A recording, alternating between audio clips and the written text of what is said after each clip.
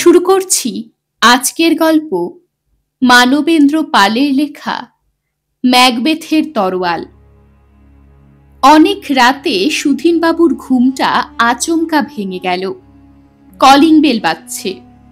পাশের ঘর থেকে জুলি আর তার মাও এসে পড়েছে। বেলটা ততক্ষণে থেমে গেছে। অন্য একটা ঘর থেকে চোখ রগড়াতে রগড়াতে বেরিয়ে এলো অভিজিৎ। কেউ বেল বাজাচ্ছিল না? সুধীনবাবুই উত্তর দিলেন, হ্যাঁ। এত রাত্রিরে কে আসবে? বললেন অভিজিতের মা। যেই আসুক দেখতে তো হবে, বললেন সুধীনবাবু। বেলটা তো আর বাজছে না, দরজা খোলার দরকার কি? এতক্ষণ জুলি একটা কথাও বলেনি, গম্ভীর মুখে দাঁড়িয়েছিল। এবার বলল, বেল আর বাজবেও না। বোনকে ধমক দিয়ে অভিজিৎ তার বাবার মতোই বললে, তবু তো দেখতে হবে। তা দেখোগে না, কাউকেই দেখতে পাবে না। থমথমে মুখে বলল জুলি। অভিজিৎ পা জামাটা টাইট করে পরে দরজার দিকে এগোচ্ছিল। মা বললেন, খালি হাতে যাস নে, ওই লাঠিটা নিয়ে যা, বলা যায় না তো। অভিজিৎ মায়ের কথা শুনল না। লাইট জেলে শুধু টর্চ হাতে দরজার দিকে এগোলো। পিছনে সবাই। দরজাটা খুলতেই একটা হাওয়া ঢুকে দরজার পর্দাটাকে দুলিয়ে দিল। না, কেউ নেই।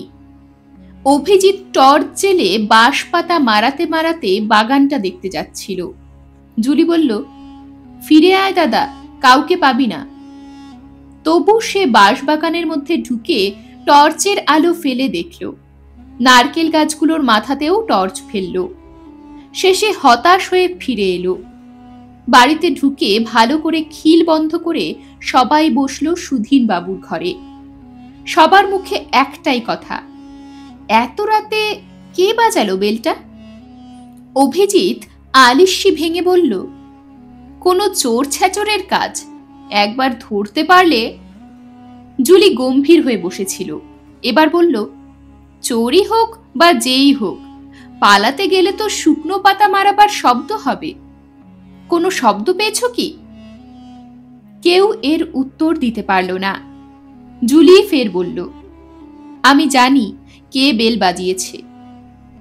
কে? বাবা মা দুজনেই ব্যস্তভাবে জিজ্ঞেস করলেন। বেলটা কবার বেজেছিল মনে আছে? সুধীনবাবু বললেন, বোধহয় 2 বার, না 3 বার। জুলির মাও বললেন, হ্যাঁ 3 বার। জুলি বলল, পরপর 3 বার কে বাজাতে পারে বেল? সবাই চুপ। জুলি বলল, এর মধ্যেই ভুলে গেলে? অস্ফুট স্বরে জুলির মা বলল, চঞ্চল। জুলি বলল, তোমরা আরো ভুলে গেছো গত 3 বছরের মধ্যে গভীর রাতে আরো 2 বার এমনিভাবেই বেল বেজেছিল। আর আমার যদি ভুল না হয়। বলতে বলতে জুলি পাশের ঘরে চলে গেল। তারপরেই চাপা উত্তেজনা ভরা গলায় ডাকল, মা, দেখে যাও। সুধীনবাবু আর জুলির মা ছুটে পাশের ঘরে ঢুকলেন। দেখো। দুজনেই অবাক হয়ে দেখলেন আলমারির মধ্যে চঞ্চলের যে বাঁধানো ছবিটা ছিল তার কাছটায় চির ধরেছে। ও মা! আঁতকে উঠলেন জুলির মা। বললেন, এর আগেও তো 2 বার ছবির কাজ এইভাবেই ফেটে গিয়েছিল। জুলি বলল, আর সেই 2 বারই আমরা কিভাবে বিপদের মুখ থেকে বেঁচে গিয়েছিলাম মনে আছে তো? ঘটনার আগে এমনিভাবেই বেল বাজিয়ে চঞ্চল 2 বারই সাবধান করে দিয়েছিল। একটু থেমে জুলি বলল, আজ আবার 3 বার বেল বাজলো। জানি না নতুন কোন বিপদ থেকে সাবধান করার জন্য চঞ্চল এসেছিল। জুলির কথায় সকলের মুখ ভয়ে শুকিয়ে গেল। জায়গাটার নাম গোয়ালপাড়া। কালনা থেকে নবদ্বীপ, কৃষ্ণনগর কিংবা পূর্বস্থলী চুপি যাবার বাস রুটে ছোট্ট একটা স্টপেজ এগোলেই সমুদ্রগড় রেল বাজার। গোয়ালপাড়া গ্রামই বলা যায়। জুলিদের একতলা বাড়িটার পেছনেই বিশাল বাঁশবাগান, তার পিছনে মাঠ। মাঠের ধারে দাঁড়ালে কাটোয়া লাইনের ট্রেন দেখা যায়। জায়গাটার এখন উন্নতি হয়েছে, ইলেকট্রিক লাইট এসেছে, দু একটা অবস্থাপন্ন বাড়িতে টেলিফোনও বসেছে। কিন্তু ঢের আগে যখন সন্ধে হলেই বাঁশবাগানে শিয়াল ডেকে উঠত, চোর ডাকাতের ভয়ে সূর্য ডোবার সঙ্গে সঙ্গে দরজায় খিল পড়ত, ভূতের ভয়ে সবাই তটস্থ হয়ে থাকত, সেই সময় এখানে বাস করতেন সুধীনবাবুর বাপ ঠাকুরদা। সুধীনবাবুরা অবশ্য বেশিরভাগ সময় থাকতেন কলকাতায়। অভিজিৎ আর জুলির পড়াশোনা কলকাতাতেই। এখন রিটায়ার করে সুধীনবাবু বাড়িটা হাল ফ্যাশনের করে নিয়ে এখানেই থাকেন। অনেকগুলো ঘর, ভালো বাথরুম। পাড়াগাঁয়ের এই সবুজ গাছগাছালি, খোলা মাঠের হাওয়া, শান্ত পরিবেশ সুধীনবাবুর খুব ভালো লাগে। কিন্তু জুলি আর তার দাদা অভিজিৎ বেশিরভাগ সময়ই থাকে কলকাতায় মামার বাড়িতে। জুলি এমএ পরীক্ষা দিয়েছে, খুব স্মার্ট, বুদ্ধিমতী আর সাহসী। চাকরি করার জন্যে কলকাতার বাইরে যে কোনো জায়গায় তো বটেই, সুযোগ পেলে আমেরিকা পর্যন্ত যাবার ইচ্ছে। অভিজিৎ কলকাতায় থেকে খবরের কাগজে শখের সাংবাদিকতা করে, মাঝে মাঝে চলে আসে গোয়ালপাড়ায় নিজেদের বাড়িতে। এদের বাড়ি থেকে অল্প দূরে চঞ্চল থাকত তার এক পিসে মশাইয়ের কাছে। বিএ পাশ করে বসেছিল, চাকরি বাকরি পায়নি, তার মা ছিল না, বাবাও ছিল না। পিসে মশাই পিসিমা বেকার ছেলেটার উপর খুব চটা ছিল, কিন্তু এই আশ্রয়টুকু ছেড়ে সে যেতই বা কোথায়। গোয়ালপাড়ায় চঞ্চলের একমাত্র আনন্দের জায়গা ছিল অভিজিৎদের বাড়ি। অভিজিতের সঙ্গে তার বন্ধুত্ব ছিল। অভিজিৎ ছাড়াও এ বাড়ির সকলে চঞ্চলকে খুব ভালোবাসত। চঞ্চলের মস্ত গুণ ছিল গল্প বলা, বিশেষ করে ভূতের গল্প। জুলি কলকাতা থেকে এখানে এলেই ডেকে পাঠাতো চঞ্চলকে। প্রায় প্রতি সন্ধ্যায় চঞ্চল এ বাড়িতে এসে ভূতের গল্প শোনাতো। ও বলতো সবই নাকি ওর নিজের দেখা ঘটনা। সত্যি মিথ্যে ভগবান জানেন, কিন্তু বানিয়ে বানিয়ে এমন ভাবে গল্প বলতো মনে হতো যেন সত্যিই তা ঘটেছে। শুনতে শুনতে জুলির মতো মেয়েও ভয়ে কাটা হয়ে যেত। যদি কেউ জিজ্ঞেস করত সত্যি ঘটনা, চঞ্চল গম্ভীরভাবে বলতো, আলবাত, এ তো আমার নিজের দেখা। ব্যাস, এর উপরে আর তর্ক চলতো না। কত কথাই মনে পড়ে জুলির। কম সাহসী ছিল ছেলেটা। একবার হলো কি, গোয়ালপাড়া থেকে মাইল ৭-৮ দূরে এক বাড়িতে এমন ভূতের উপদ্রব হলো যে ভাড়াটে বিধবা মহিলা তার মেয়েকে নিয়ে সে বাড়ি ছেড়ে অন্য বাড়ির সন্ধানে পাগলের মতো ঘুরে বেড়াচ্ছে। কথাটা চঞ্চলের কানে এলো। কালনা তো রীতিমতো শহর, সেখানে ৩-৪টে স্কুল আছে, কলেজ আছে, সাব ডিভিশনাল পুলিশ অফিসার আছে, সেখানে ভূতের উপদ্রব। চঞ্চল ঠিক করলো ব্যাপারটা জানতে হবে। জুলির মা বারবার নিষেধ করলেন, কিন্তু চঞ্চল শুনল না। সে কালনায় গিয়ে খোঁজ নিয়ে সেই বিধবা মহিলার সঙ্গে দেখা করল। ওদের কাছে সেই ভয়ঙ্কর ঘটনার কথা শুনে চঞ্চল এক রাত্রির জন্য সেখানে থাকতে চাইল। সে একা থাকবে শুনে তারা বারণ করল, কিন্তু চঞ্চল শুনল না। ওদের কাছ থেকে চাবি নিয়ে সন্ধে থেকেই রয়ে গেল সেই ঘরে। পরের দিন চঞ্চল ফিরে এলো গোয়ালপাড়ায়। এসেই পিসে মশাইয়ের বাড়ি না গিয়ে সোজা চলে এলো জুলিদের বাড়ি।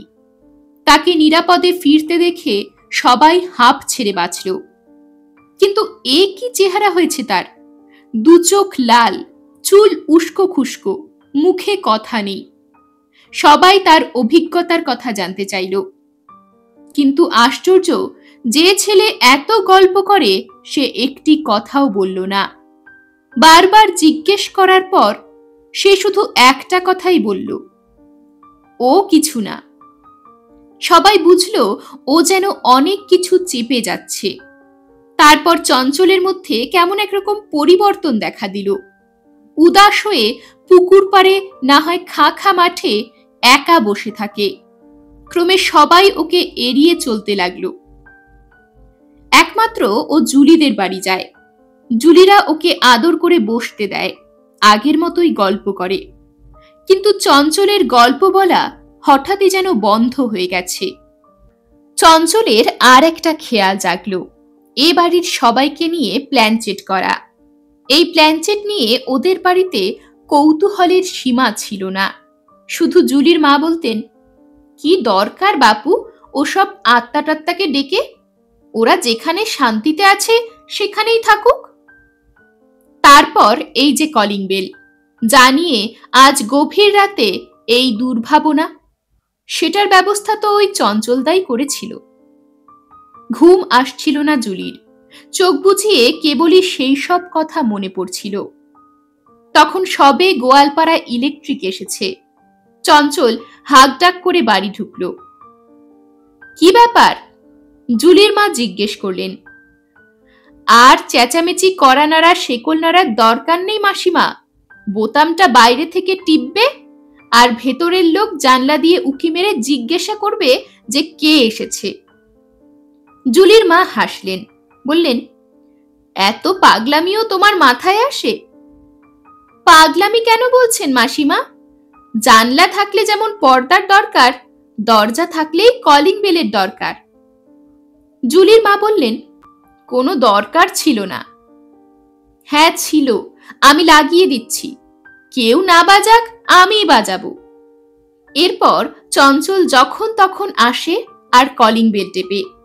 ছেলে মানুষের মতো তার কি আনন্দ। কয়েক মাস পরে এ বাড়িতে যারাই আসে তারাই বেল বাজিয়ে ঢুকতে লাগলো। এটা আবার চঞ্চলের বিশেষ পছন্দ হলো না। সবার মতো সে বেল বাজাবে না। জানিয়ে দিল সে যখন বেল টিপবে একসঙ্গে 3 বার, এই এমনি করে বলে 3 বার বেল টিপল। ব্যাস, আপনাদের আর জিজ্ঞেস করতে হবে না, বুঝে নেবেন আমি এসেছি। এরপর থেকে চঞ্চল যখনই আসে ওইভাবে বেল বাজায়। সবাই বুঝতে পারে আর কেউ নয়, চঞ্চল এসেছে। রাত এখন প্রায় 3টে বাজে। গাঢ় অন্ধকারের মধ্যে বাঁশবাগানটা স্তব্ধ বিভীষিকার মতো থমথম করছে। দূরের মাঠ আর আকাশ যেন অন্ধকারে এক হয়ে গেছে। বাড়ির সকলে দিব্যি ঘুমিয়ে পড়েছে। এই যে হঠাৎ আজ রাত দুপুরে কলিং বেলটা 3 বার বেজে উঠল, কে বাজালো তা নিয়ে কেউ মাথা ঘামাচ্ছে না। কিন্তু জুলি অত সহজে ব্যাপারটা ঝেড়ে ফেলতে পারছে না। সে জানে এটা একটা অশুভ সংকেত, কিছু একটা ঘটবেই। তাই তার চোখে ঘুম নেই, কেবলই চঞ্চলের কথা মনে পড়ছে। জুলির মনে পড়ে সেদিনের কথা। চঞ্চল পুরনো ইংরেজি পত্রিকার একটা ছেঁড়া পাতা কোথা থেকে নিয়ে এলো। জুলি, জুলি দেখে যাও। না জানি কি মহামূল্যবান জিনিস মনে করে জুলি চুল আঁচড়াতে আঁচড়াতে এসে দাঁড়ালো। একটা ছবি, অদ্ভুত ছবিটা। গভীর জঙ্গলের মধ্যে একটা বিশাল দোতলা বাড়ি, জানলাগুলো বন্ধ। বাড়িটা পুরনো, চারিদিকে পাঁচিল ঘেরা, ভেতরে নানা রকম বড় বড় পাথরের মূর্তি। কিন্তু বাড়িটার সামনের দিকে দোতলার জানলার ঠিক নিচে বোধহয় পাথরেরই একটা ভয়ঙ্কর মুখ। সে মুখ মানুষের তো নয়, গল্পে পড়া রাক্ষস দৈত্য দানবেরও নয়। ছবিতেও মনে হয় সেটা কোনো অলৌকিক জীবের মুখ। চঞ্চলের দারুণ উৎসাহ। ছবিটা দেখতে দেখতে তার মুখ চোখ কেমন হয়ে যাচ্ছিল। জুলি জিজ্ঞেস করল, এই বাড়িটা কার? মুখটাই বা অমন কেন? চঞ্চল হতাশ হয়ে বলল, এর ইতিহাস সবই লেখা আছে, কিন্তু ছিঁড়ে গেছে। ইস, কিছুই জানা গেল না। পত্রিকাটা তুমি পেলে কোথায়? চঞ্চল বলল, কলকাতায় গিয়েছিলাম। রিপন স্ট্রিটে একটা কাগজের দোকানে পুরনো পত্রিকা বিক্রি হচ্ছিল। হঠাৎ চোখে পড়ল, ওটা চাইলাম। তা দিল না, বলল 1 টাকা লাগবে। কি আর করি, 1 টাকা দিয়ে ছবিটা কিনে ফেললাম। তুমি কি চঞ্চলদা?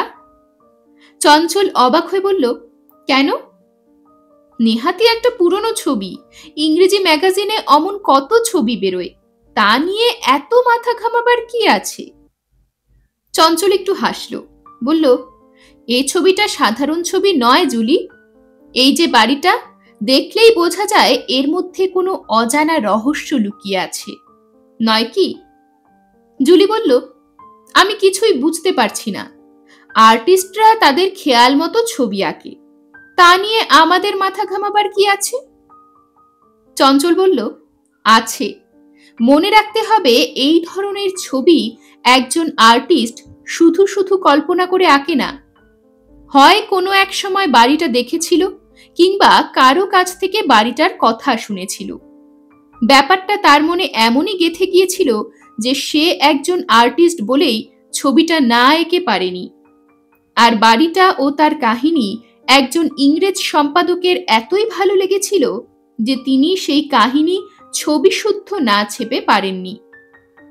আমার দুর্ভাগ্য, ছবিটুকুই পেলাম, কাহিনীটা পেলাম না, সেটা ছিঁড়ে গেছে। জুলি বলল, একটা পুরনো বড় বাড়ি ছাড়া এর মধ্যে আর কি আছে তাই তো বুঝতে পারছি না।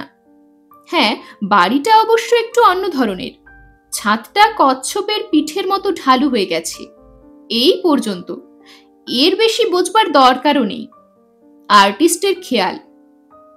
চঞ্চল বলল, দেখলে মনে হয় বহু পুরনো এই বাড়িতে কেউ থাকে না। জুলি বলল, এই পুরনো বাড়িতে কে থাকবে? বন্ধ জানলাগুলো দেখলেই তো মনে হয়। চঞ্চল হাসল একটু, বলল, সব জানলাই বন্ধ নয়, ভালো করে লক্ষ্য করে দেখো, বাঁদিকে একটা জানলা খোলা, দেখেছ? হ্যাঁ তো। হঠাৎ একটা জানলা খোলা কেন? জুলি বলল, ঝড় বাতাসে খুলে যেতেই পারে। ঝড় বাতাসে দুপাটি এমন সমানভাবে খোলা থাকবে? ভালো করে দেখো। জুলি বলল, তা বটে, কেউ যেন ইচ্ছে করে একটা জানলা খুলে রেখেছে। এই কথাটাই তোমাকে এতক্ষণ বোঝাতে চাইছিলাম। ছবিটা যে এঁকেছিল, কি অসাধারণ তার হাতের কাজ। শুধু তাই নয় জুলি, আমার দৃঢ় বিশ্বাস আর্টিস্ট নিজে কোনোদিন বাড়িটা দেখেছিল। একটু থেমে বলল, তাছাড়া দেখো, বাড়ির সামনে আবার সার সার সুপুরি গাছ, যেন বাড়িটাকে আড়াল করে রেখেছে। সবকিছু মিলিয়ে বাড়িটা কেমন রহস্যময়, তাই নয় কি? তাই তো মনে হচ্ছে। সবচেয়ে রহস্যজনক মনে হচ্ছে এই বাড়িতে কেউ একজন থাকে, আর সে থাকে দোতলার একটা ঘরে। কিন্তু সে কে, কেন ওই রকম বাড়িতে একা থাকে? এই বলে চঞ্চল ছবিটার উপর ঝুঁকে পড়ে মন দিয়ে আরো কি যেন দেখতে লাগলো। কি দেখছো অমন করে? জুলি জিজ্ঞেস করলো। দেখছি বাড়িটা কোথায় হতে পারে। জুলি বলল, বাড়িটার গঠন দেখে মনে হচ্ছে সে আমলের সাহেবদের বাড়ি। তা ঠিক, কিন্তু জায়গাটা কোথায়? পেছনে দেখো, আবছা পাহাড় দেখা যাচ্ছে। আর্টিস্ট জঙ্গলের মধ্যে পাইন গাছ দেখাতেও ভোলেননি। আমার মনে হয় দার্জিলিং এর কাছাকাছি কোনো জায়গায়। কিন্তু দার্জিলিং এর কাছে হলে তো আরো পাহাড় দেখা যেত।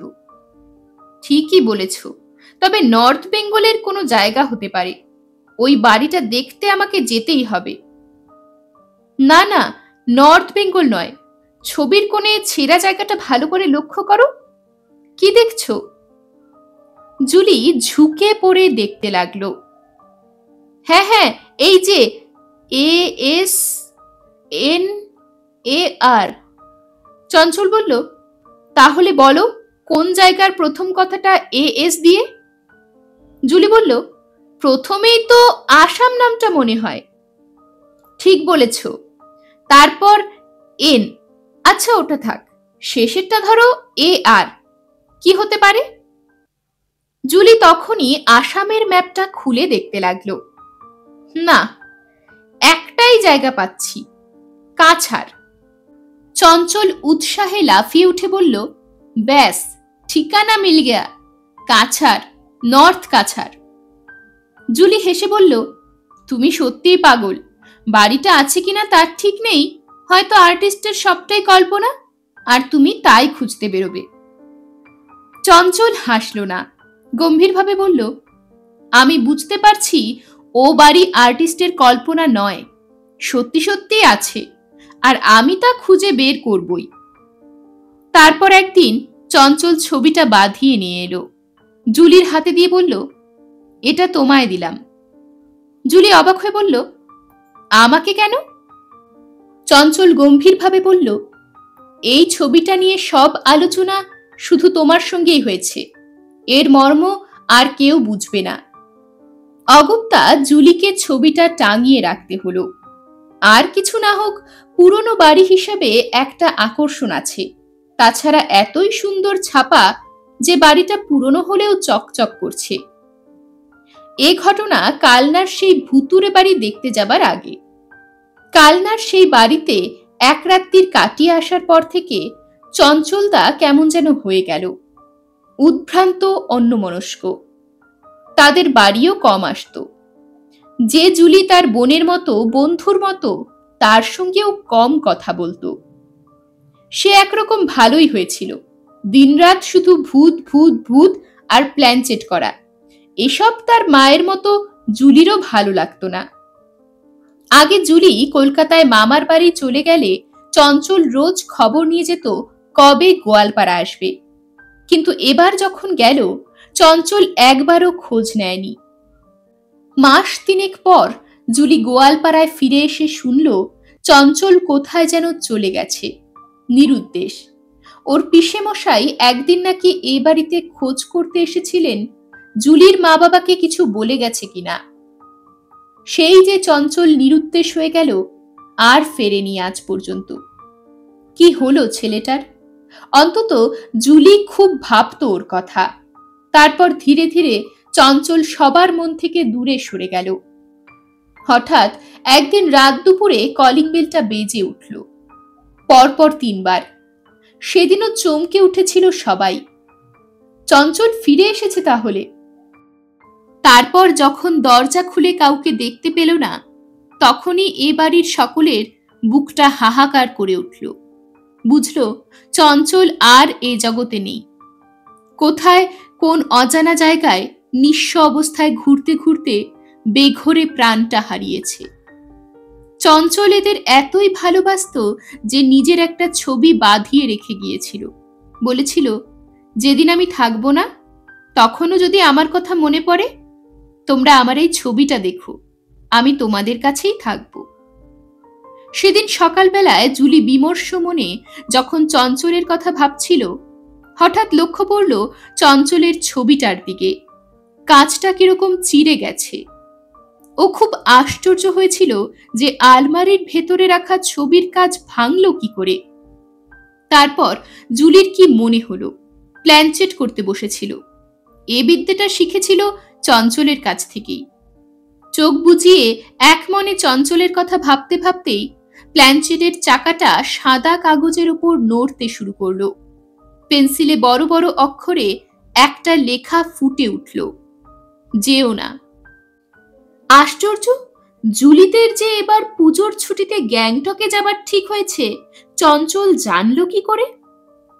যেভাবেই জানুক, প্ল্যানচেটে যে স্পষ্ট যেতে বারণ করা হয়েছে, তাই নিয়ে বাড়ির সবাই দুর্ভাবনায় পড়ল। অভিজিৎ বলল, ওসব গাঁজাখুরি কথা ছাড়ো তো, চঞ্চলের খেয়ে দেয়ে কাজ নেই, এখন ভূত হয়ে এসে কলিং বেল বাজাবে, প্ল্যানচেটে সাবধান করে দেবে। কাজেই যেতে হলো। কিন্তু গ্যাংটক থেকে গাড়িতে যাওয়ার সময় কিভাবে যে খাদে পড়তে পড়তে বেঁচে গিয়েছিল, তা আজও ভাবলে ভয়ে বুক কেঁপে ওঠে। এর কিছুকাল পরে আবার একদিন রাতে 3 বার কলিং বেল বেজেছিল, অথচ দরজা খুলে কাউকে দেখা যায়নি। আবার ছবির কাছে চির, আবার প্ল্যানচেট নিয়ে বসা, আবার নিষেধ, ভুল করছো, বিপদ। সেবার জুলি কয়েকজন বান্ধবীর সঙ্গে একটা চাকরির জন্যে চণ্ডীগড়ে ইন্টারভিউ দিতে যাচ্ছিল। বাড়িতে সবাই বাধা দিয়েছিল। চাকরি হলে তো সুদূর চণ্ডীগড়ে থাকতে হবে। একজন অল্প বয়সী মেয়ের পক্ষে মা বাবাকে ছেড়ে বিদেশে একলা থাকা সম্ভব কিভাবে? কিন্তু জুলি অন্য প্রকৃতির মেয়ে, বড্ড বেশি সাহসী আর জেদি। সে বলল, গিয়েই দেখি না, তেমন বুঝলে চাকরি ছেড়ে দিয়ে চলে আসব। কেবল দাদাই বলল, যদি এখনই চাকরি করতে চাস তাহলে না হয় ঘুরেই আয়। পশ্চিম বাংলার পড়ে থাকলে কোনোদিন চাকরি হবে না। তাছাড়া অ্যাডভেঞ্চার হবে, একলা একলা স্বাধীন জীবন, দারুণ। যাওয়া যখন স্থির তখন হঠাৎ জুলির কিরকম মাথা ঘুরতে লাগলো। উঠতে গেলেই মাথা ঘুরে পড়ে যায়। শুয়ে শুয়েও মনে হয় ছাদটা যেন দুলছে। কিছুক্ষণের জন্য অনেকেরই মাথা ঘোরে, কিন্তু এরকম সারাদিন হয় না। ডাক্তার ওষুধ দিয়ে গেলেন, বলে গেলেন বাড়ির বাইরে যাওয়া এখন 2-3 দিন বন্ধ। অথচ আজ পর্যন্ত জুলির কোনোদিন মাথা ঘোরেনি। এ যেন যাওয়াটা পণ্ড করার জন্যই হঠাৎ এই রোগ। যাওয়া হয়নি মঙ্গল। যে কম্পার্টমেন্টে জুলিদের রিজার্ভেশন ছিল সেই কম্পার্টমেন্টেই বড় রকমের ডাকাতি হয়ে গেল। জুলির বন্ধুরা কাঁদতে কাঁদতে কোনো রকমে বাড়ি ফিরে এসেছিল। দুবার এরকম হওয়ায় এই অলৌকিক ব্যাপারে জুলির কেমন বিশ্বাস জন্মে গেছে। তার মনে হয় চঞ্চল সত্যিই তাদের ভালোবাসে বলেই মৃত্যুর পরও ভুলতে পারেনি। বিপদের ঝুঁকি থাকলে সাবধান করে দেয়। এইবার তৃতীয়বার, এবারও ছবির কাছে চির ধরা। চির ধরা কেন? এটা কি সবাইকে জানানো যে সত্যি সে এসেছিল? সারা রাত ঘুম হলো না জুলির। ভোরবেলা একটু ঘুম এসেছিল, মায়ের ডাকে ঘুম ভেঙে গেল। অনেক বেলা হয়ে গেছে, ওঠ, চায়ের জল চড়িয়েছি। জুলি হাত মুখ ধুয়ে চা খেলো, কিন্তু সারা রাত যে ঘুমোয়নি সে কথা প্রকাশ করল না। কাল রাতেও যে চঞ্চল এসেছিল তাতে আর সন্দেহ নেই। কিন্তু কেন? আবার কোন বিপদের জন্য সাবধান করতে চাইছে? আশ্চর্য, এ নিয়ে কেউ তেমন মাথা ঘামাচ্ছে না। জুলি তাড়াতাড়ি স্নান সেরে দরজা বন্ধ করে প্ল্যানচেট নিয়ে বসল। আবার লেখা ফুটে উঠল, ওর কাছ থেকে সাবধান। ওটা কে? কিছুই বোঝা গেল না। এই বাড়িতে তো কতজনই আসে। এই তো সেদিন কলকাতা থেকে তার 2 বন্ধু এলো। নবদ্বীপ, শান্তিপুর, কৃষ্ণনগর, কালনা ঘুরে বেড়ালো। একটা নতুন ঝি রাখা হয়েছে, সে তো 2 বেলাই আসে। খুব গল্প করে মায়ের সঙ্গে। এত গল্প কিসের? ওর কাছ থেকেই কি সাবধান হতে বলেছে?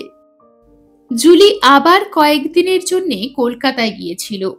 ফিরে এসে দেখে একজন অপরিচিত লোক বাইরের ঘরে সোফার উপর দিব্যি পা তুলে বসে আছে। খালি গা, গলায় ধবধবে পৈতে, পরনে মোটা সুতোর ধুতি, কাঁধে গামছা, কুচকুচে কালো রং, নাকটা বসা। এমন একজন লোককে তাদের বাড়িতে দিব্যি বসে থাকতে দেখে জুলি তো অবাক। লোকটা উঁচু উঁচু দাঁত বের করে হেসে বলল, কি খুকি, কলকাতা থেকে এলে? বড় হয়েছ, কোথায় শাড়ি পরবে তা নয়, ওসব কি পরেছ? তাছাড়া একা একা কলকাতায় যাওয়া আসা করা ঠিক নয়। তোমার বাবা মা বারণ করতে পারে না? যাও, ভেতরে যাও। লোকটার কথা শুনে জুলির সর্বাঙ্গ রাগে জ্বলে উঠল। কোনো কথা না বলে গটগট করে ভেতরে চলে গেল। মাকে বিরক্ত হয়ে জিজ্ঞেস করল, লোকটা কে গো? মা জিভ কেটে বললেন, ছি, ওভাবে বলে না, উনি বাংলাদেশ থেকে এসেছেন, তোমার বাবার গুরুদেবের ছেলে। তা এখানে কেন? কাছাকাছি তীর্থস্থানগুলো ঘুরবেন, যেখানে যত খুশি ঘুরুন, কিন্তু আমাদের বাড়ি কেন? মা শান্ত গলায় বললেন, নবদ্বীপ, শান্তিপুর তো এখান থেকে কাছে।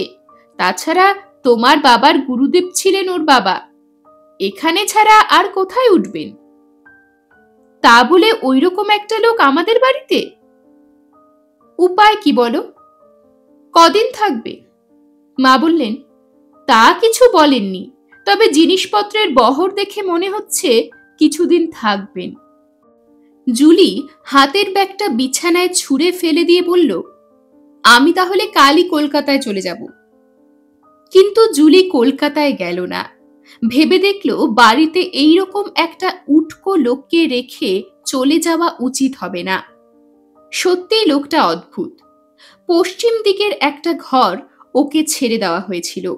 সেই ঘরে উনি যত রাজ্যের ঠাকুর দেবতার ছোট ছোট মূর্তি সাজিয়ে রেখেছেন। দেওয়ালে দেওয়ালে দুর্গা, কালী, জগদ্ধাত্রীর ছবি। রোজ অনেক দূরে গঙ্গায় স্নান করা চাই। সকালে উঠেই সারা বাড়িতে গঙ্গা জল ছেটান। তারপর ভালো রকম ভোজন পর্ব সেরে কাছে পিঠে মন্দির টন্দির দেখতে বেরোবেন। ফিরবেন সন্ধ্যের পর। তারপর অনেক রাত পর্যন্ত ঘণ্টা শাঁখ বাজিয়ে চলবে তার অতগুলো ঠাকুরের পুজো। সারাদিন ধুনোর ধোঁয়ায় ঘর অন্ধকার, রাতে ঘুমের দফারফা। লোকটার কোনো কাণ্ডজ্ঞান নেই, যেন কদিনেই বাড়িটাকে নিজের বাড়ি বলে মনে করে নিয়েছেন। কিছু বলার উপায় নেই, হাজার হোক গুরুদেবের ছেলে। তার উপর ঠাকুর দেবতা নিয়ে ব্যাপার, কাজেই মুখ বুঝে সব সহ্য করতে হয়। অভিজিৎ তো লোকটাকে দু চক্ষে দেখতে পারে না। গুজগুজ করে বলে, ওকে আমি তাড়াবই। এরা ভাই বোনে যে তাকে দেখতে পারেন না, গুরুদেবের পুত্রটি তা ভালো করেই বোঝেন।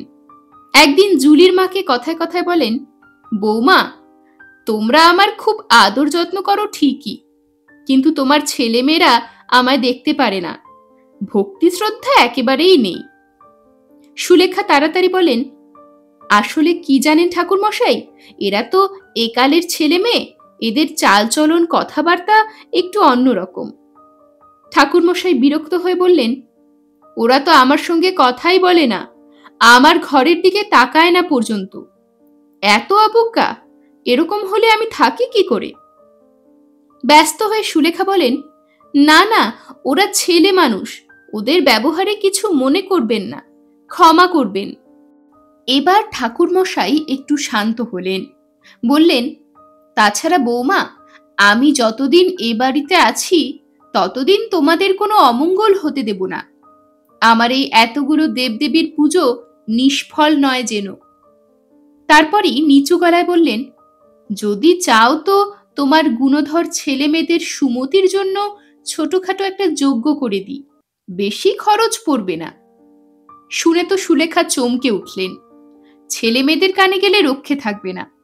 বললেন, ওসব এখন থাক ঠাকুর মশাই, দরকার হলে বলবো। বলাই বাহুল্য ঠাকুর মশাই মনে মনে চটে গেলেন। এরপর একদিন ঠাকুর মশাই সন্ধ্যের পর বাড়ির সবাইকে ডাকলেন। বললেন, খুব দরকারি কথা আছে। জুলি তো যাবেই না, অভিজিতেরও যাবার ইচ্ছে নেই, কিন্তু মা বাবার বারবার বলায় জুলিকে বললে, লোকটা কি বলে শোনাই যাক না। ধুনোর ধোঁয়ায় ঘর অন্ধকার। ধোঁয়াটা একটু পাতলা হয়ে গেলে সবাই ঢুকল। ঠাকুরমশাই একটা কম্বলের আসনে বসেছিলেন। সামনের মেঝেতে খড়ি দিয়ে আগযোগ কাটা, চার কোণে চারটে সুপুরি, মাঝখানে একটা ছোট কাপড়ের টুকরোয় কি সব বাঁধা।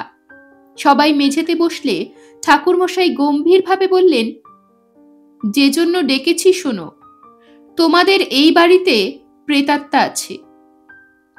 মা গো বলে জুলির মা আঁতকে উঠলেন। ঠাকুরমশাই বলতে লাগলেন, এ বাড়িতে এসে পর্যন্ত দেখছি বাতাস বেশ ভারী। এমনটা কেন হলো তা জানবার জন্যে খড়ি পেতে দেখলাম। যা ভেবেছি তাই, প্রেতাত্মা দিব্যি ডেরা গেড়ে বসে আছে। অভিজিৎ বলে উঠল, তা থাক না, ক্ষতি তো করছে না। ঠাকুরমশাই বললেন, বলো কি বাবা, প্রেতাত্মা বাড়িতে পুষে রেখে দেবে? এখনো পর্যন্ত ক্ষতি করেনি বলে ভবিষ্যতে করবে না জানছ কি করে? অভিজিৎ যতই বিদ্রুপ করে বলুক, তার মায়ের বুকটা কিন্তু ছ্যাঁত করে উঠল। ঠাকুর মশাই তো একেবারে ভুল বলেননি। তার চঞ্চলের কথা মনে পড়ল। যে 3 বার এসেছে সে যে এখানেই এখন বসে আছে কিনা কে জানে। ঠাকুর মশাই তখন বলছেন, প্রেতাত্মা নিয়ে অবহেলা করা ঠিক নয়। ওদের মর্জি বোঝা ভার। আজ চুপচাপ আছে, কালই হয়তো অঘটন ঘটাতে পারে। সুধীনবাবু বললেন, তা আপনি কি করতে চান? ঠাকুরমশাই বললেন, ছোটখাটো একটা প্রেত তাড়ানোর যজ্ঞ, কম খরচেই করে দেব। আপনারা আমার কথা বিশ্বাস করছেন না, কিন্তু ভেবে দেখুন তো, সত্যিই কি কোনোদিন ভৌতিক ঘটনা ঘটেনি? হঠাৎ জুলি উঠে চলে গেল। অভিজিৎ হেসে বললে, পাড়ার কার কার কাছ থেকে শুনেছেন বলুন তো? ঠাকুরমশাই বললেন, তোমাদের যদি একান্তই অবিশ্বাস হয় তাহলে এসব আলোচনা থাক, বলে নিজেই খড়ির ছক মুছে ফেললেন। জুলি পরে একসময় হাসতে হাসতে মাকে বলল, বাবার গুরুদেবের ছেলেটি কিন্তু ব্যবসা ভালোই বোঝেন। প্রেতাত্মা নয়, তিনি নিজেই এ বাড়িতে দিব্যি ডেরা গেড়ে বসেছেন, নড়বার নাম নেই। অভিজিৎ বলল, বাবা নিতান্ত ভালো মানুষ আর গুরুদেবের ভক্ত, তাই কিছু বলতে পারেন না। ঠাকুরমশাই সেই সুযোগটাই নিচ্ছেন। কোনো যজ্ঞই হলো না, তবু ঠাকুরমশাই দিব্যি থেকে গেলেন। শুধু জুলির মায়ের মনটা খচখচ করতে লাগলো। ঠাকুরমশাই খুব ভুল তো বলেননি, একটা যজ্ঞটজ্ঞ করলেই হতো। কিন্তু ছেলে আর মেয়ের ইচ্ছের বিরুদ্ধে কিছু বলতে পারলেন না। জুলি শুধু ভাবল, চঞ্চলদা কি এই লোকটার কাছ থেকেই সাবধান হতে ইঙ্গিত করেছিল? সমুদ্রকর রেলবাজারে নাকি একজন পাগলা সাহেব এসেছে। কোথা থেকে এসে জুটেছে কে জানে। কখনো গাছের তলায়, কখনো পুকুর পাড়ে বসে থাকে। কি তার উদ্দেশ্য কেউ তা জানতে পারেনি। খাটি সাহেব এই অঞ্চলের লোক সিনেমা টিভিতে ছাড়া এর আগে চোখের সামনে দেখেনি, তাই তাদের কৌতূহলের শেষ নেই। অভিজিৎ কদিন এখানে ছিল না, কলকাতায় গিয়েছিল। তার কানেও সাহেবের কথা গেল। ভাবল, দেখাই যাক কিরকম সাহেব। তেমন হলে সাহেবকে নিয়ে তাদের কাগজে সচিত্র ফিচার লিখবে। তাই ক্যামেরাটাও সঙ্গে নিল। সমুদ্রকর রেলবাজারটা গোয়ালপাড়ার কাছেই। ঘুরতে ঘুরতে সাহেবের দেখা পেল নসরতপুরে একটা ভাঙা বাড়ির কাছে। সাহেব সেই বাড়ির ভাঙা চাতালের উপর খবরের কাগজ পেতে আপন মনে কি লিখছে। অভিজিৎ দেখে অবাক হলো। সাহেব যে কলম দিয়ে লিখছে তা ফাউন্টেন পেন বা ডট পেন নয়, সে কলম মান্ধাতার আমলের বড় পালকের কলম। বহুকাল আগে যখন ডট পেন তো নয়, এমনকি কালি ভরা ফাউন্টেন, কাঠের হ্যান্ডেলে সরু নিবগোজা কলমেরও চল হয়নি, তখন লোকে লিখত স্বরের কিংবা পাখির পালক চেছে কলম তৈরি করে। এ যুগের একজন সাহেব কেন ওইরকম কলম দিয়ে লিখছে কে জানে। সাহেব ঝুঁকে পড়ে লিখছিল, পাশেই একটা মস্ত পোটলা। এখন তো কত রকমের বড় বড় ট্রি ব্যাগ বাজারে চল হয়েছে, তার জায়গায় পোটলা। এই ধরনের পোটলা করে আগে ধোপারা বাড়ি বাড়ি থেকে কাপড় কাচতে নিয়ে যেত। ফেরিওয়ালা মেয়েদের শাড়ি, ব্লাউজ, সায়া এমনিভাবে পোটলা বেঁধে হাঁক দিয়ে বাড়ি বাড়ি ঘুরত। ট্রেনে গেরস্তরা যেত বাক্স প্যাট্রার সঙ্গে পোটলা নিয়ে। আশ্চর্য, মান্ধাতার আমলের সেই পোটলা আজ সাহেবের কাছে। অভিজিতের খুব ইন্টারেস্টিং লাগলো। সে সাহেবের সামনে গিয়ে বলল, গুড মর্নিং। সাহেব একবার চোখ তুলে তাকালো, হেসে বলল, ভেরি গুড মর্নিং, বসো। তারপরেই ইতস্তত করে ভাঙা ভাঙা বাংলায় বলল, কিন্তু তোমায় কোথায় বসতে দেব? এ তো ডানকানের রাজপ্রাসাদ নয়। অভিজিৎ অবাক হয়ে বলল, ডানকান কে? মাই গড, স্কটল্যান্ডের রাজা ডানকানের নাম মনে নেই? সেই যাকে অকৃতজ্ঞ সেনাপতি ম্যাকবেথ নিজে হাতে খুন করেছিল। কি সব বলছে সাহেব? অভিজিৎ থতমত খেয়ে গেল। একটু সামলে নিয়ে বলল, কি লিখছ? সাহেব হেসে বলল, হিস্ট্রি, নয়া হিস্ট্রি। যা বাবা, ইতিহাস লিখছে? এ তো আচ্ছা পাগল, তাই এখানে বসে লিখছ কেন? সাহেব নিরুপায় গলায় বলল, কি করব, কোথায় থাকবো? আমায় কেউ জায়গা দেয় না। কদিনের জন্য এখানে এসেছো? ফর এ ফিউ ডেজ, কয়েকদিনের জন্য। আমি ট্যুরিস্ট, বেশি দিন কোথাও থাকা হয় না। হোটেলে থাকতে পারো, টাকা পয়সা নেই? সাহেব একটু হাসল, তারপর তার লম্বা কোটের বাঁ পকেট থেকে বের করলো একটা বড় থলি। থলিটা মেঝের উপর উপুড় করতেই ঝনঝন করে পড়ল একগাদা কুইন ভিক্টোরিয়ার মুখওয়ালা খাঁটি রূপোর টাকা, তার মধ্যে আবার অনেকগুলো সোনার গিনি। অভিজিতের তো চোখ টেরা, এত টাকা পকেটে নিয়ে ঘুরছে। কিন্তু সাহেব, এসব তো পুরনো আমলের টাকা, এ তো এখন চলবে না। এবার সাহেব তার ঢিলে প্যান্টের ভেতরের গোপন পকেট থেকে বের করলো গোজ গোজ অশোক স্তম্ভ মার্কা নোট। এ তো অনেক টাকা, তাহলে হোটেলে থাকছো না কেন? সাহেব বলল, আমি বিদেশি বলে সবাই, এমনকি বয় বাবুর্চিরাও খুব বিরক্ত করে, কেবল আমার ঘরে উকিঝুঁকি মারে, হাসবে দাঁত বের করে। অভিজিৎ বুঝল বিদেশি বলেই নয়, আসলে পাগলাটে বলেই ওদের এত কৌতূহল। তুমি আসছো কোথা থেকে? সাহেব গম্ভীরভাবে বলল, আমি তো বলেছি আমি ট্যুরিস্ট, আমার আসা যাওয়ার ঠিক নেই, তবে একটা বিশেষ জায়গা খুঁজে বেড়াচ্ছি। বলতে বলতে সাহেব কেমন যেন অন্যমনস্ক হয়ে গেল। অভিজিৎ আর ঘাটল না, তবে ওর বেশ পছন্দ হলো সাহেবকে, খুব ইন্টারেস্টিং। একে নিয়ে কাগজে লেখা চলে।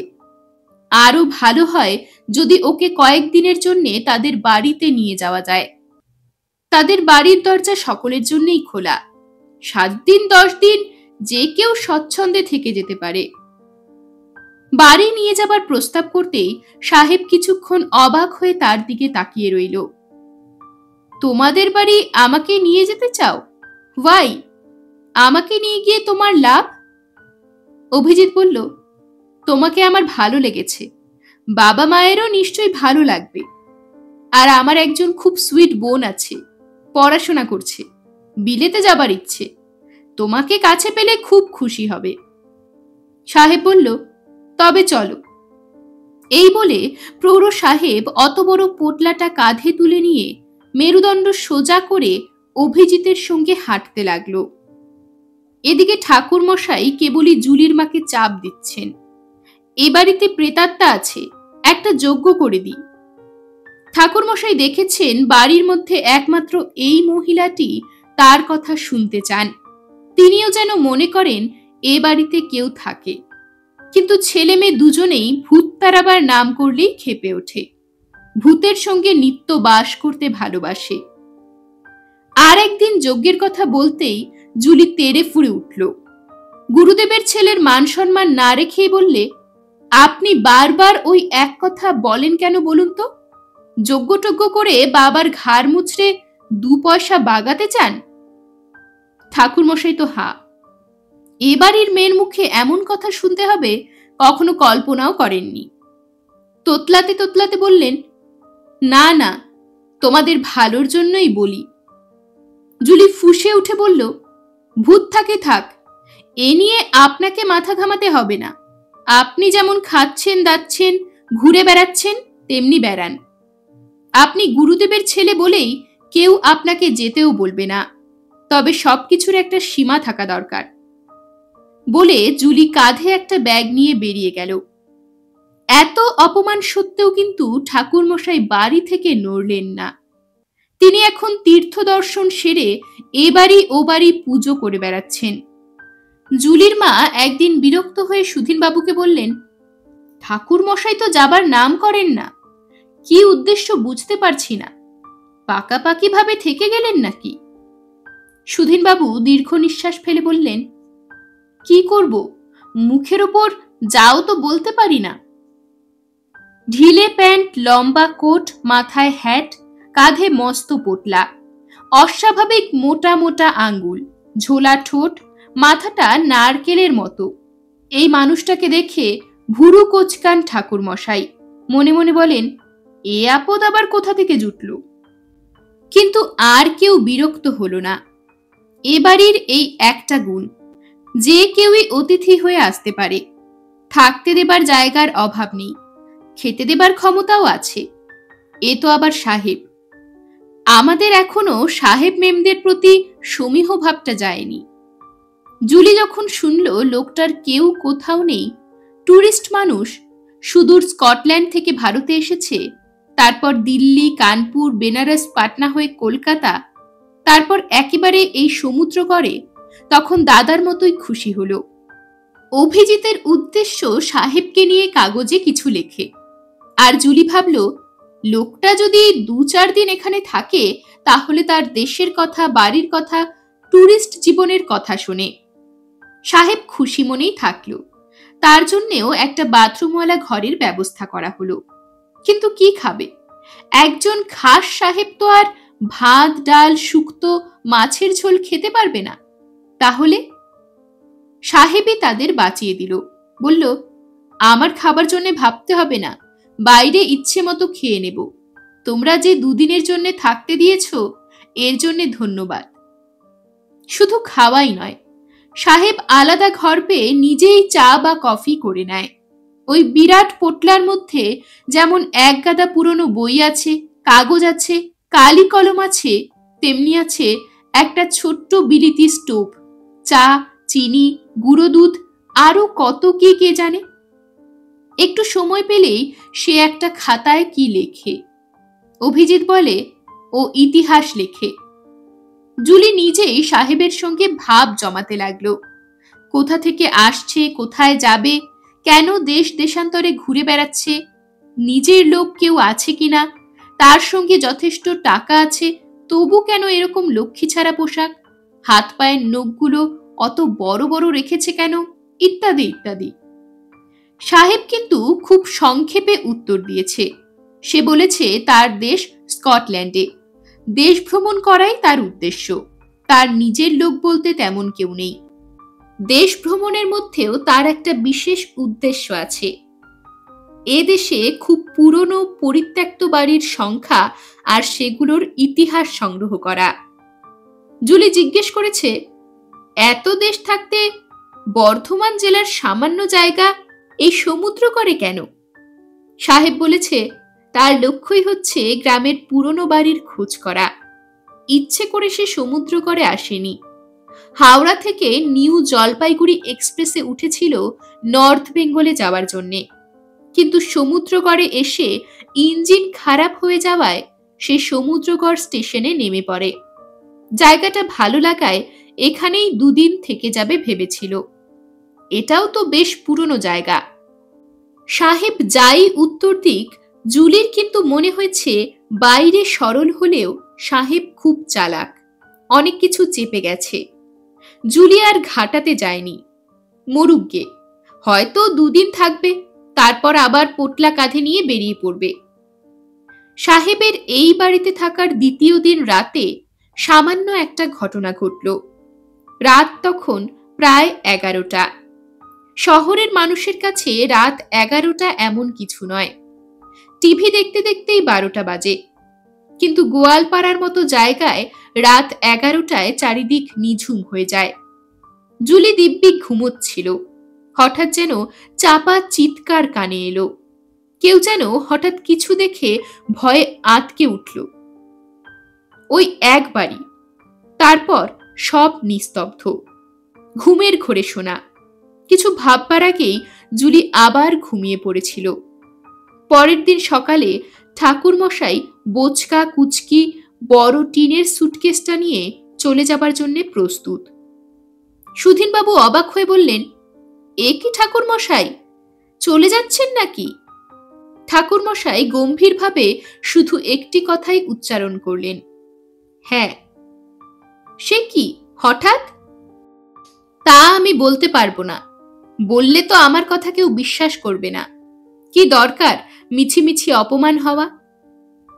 এতদিন এখান থেকে ঠাকুরমশাই হঠাৎ যে এমনিভাবে সত্যি সত্যি চলে যাবেন কেউ ভাবতে পারেনি। আর যাবার আগে কিছুতেই বলে গেলেন না যাবার কারণটা কি। শুধু জুলি লক্ষ্য করেছিল এক রাত্রিরে ঠাকুরমশাইয়ের 2 চোখ বসে গিয়েছে, মুখে যেন রক্তের আভাস মাত্রও নেই। হঠাৎ জুলির মনে হলো কাল রাতে ঘুমের মধ্যে মনে হয়েছিল কেউ যেন ভয় পেয়ে চেঁচিয়ে উঠেছে। সত্যি তেমন কিছু শুনেছিল কিনা সে বিষয়ে নিশ্চিত হতে পারল না। ঠাকুর মশাই কি ভয় পেয়ে অমন চিৎকার করেছিলেন? বেলা তখন 10টা। অন্যদিনের মতো জুলি বাড়ির কম্পাউন্ডের মধ্যে অলসভাবে ঘুরছিল। ঘুরতে ঘুরতে এসে পড়ল বাড়ির পেছন দিকে। এদিকেই এক পাশে সাহেবের ঘর, অন্য পাশে ঠাকুর মশাইয়ের। মনে পড়ল ঠাকুর মশাই আজ সকালবেলায় হঠাৎ নাটকীয়ভাবে চলে গিয়েছেন।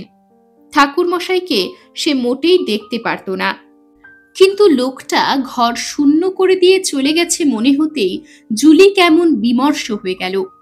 কি উদ্দেশ্যে বলা নেই কওয়া নেই বাংলাদেশ থেকে এসে দিব্যি এখানে থেকে গেলেন, তা যেমন জানা গেল না, তেমনি জানা গেল না হঠাৎ এমন কি ঘটল যে বলা নেই কওয়া নেই চলে গেলেন। এখানে আসার উদ্দেশ্য একটা হতে পারে, বাংলাদেশে হয়তো খাওয়া পড়ার কষ্ট হচ্ছিল, তাই এপারে চলে এসে গুরুপুত্রের দোহাই দিয়ে কিছুকাল নিশ্চিন্তে থেকে যাওয়া। কিন্তু এমন করে কেন চলে গেলেন তার কোনো সদুত্তর জুলি খুঁজে পেল না। এইসব কথা নিজের মনে ভাবতে ভাবতে সে যখন ঘুরছিল তখন হঠাৎ চোখে পড়ল সাহেবের খোলা জানলা দিয়ে 2-3টি কাক ঢুকে কে যেন মুখে করে আনছে। তারা দিতেই একটা কাকের মুখ থেকে যেটা পড়ে গেল সেটা দেখে জুলি বেশ অবাক হয়ে গেল। এক টুকরো বড় কাঁচা মাংস, মাংসের গায়ে রক্ত লেগে আছে। জুলি প্রথমে ভাবল সাহেব বোধহয় রেঁধে খাবে বলে মাংস কিনে এনে রেখেছিল, কিন্তু পরক্ষণেই মনে হলো এ দুদিন তো সাহেবকে রাত্রে দেখা যায়নি।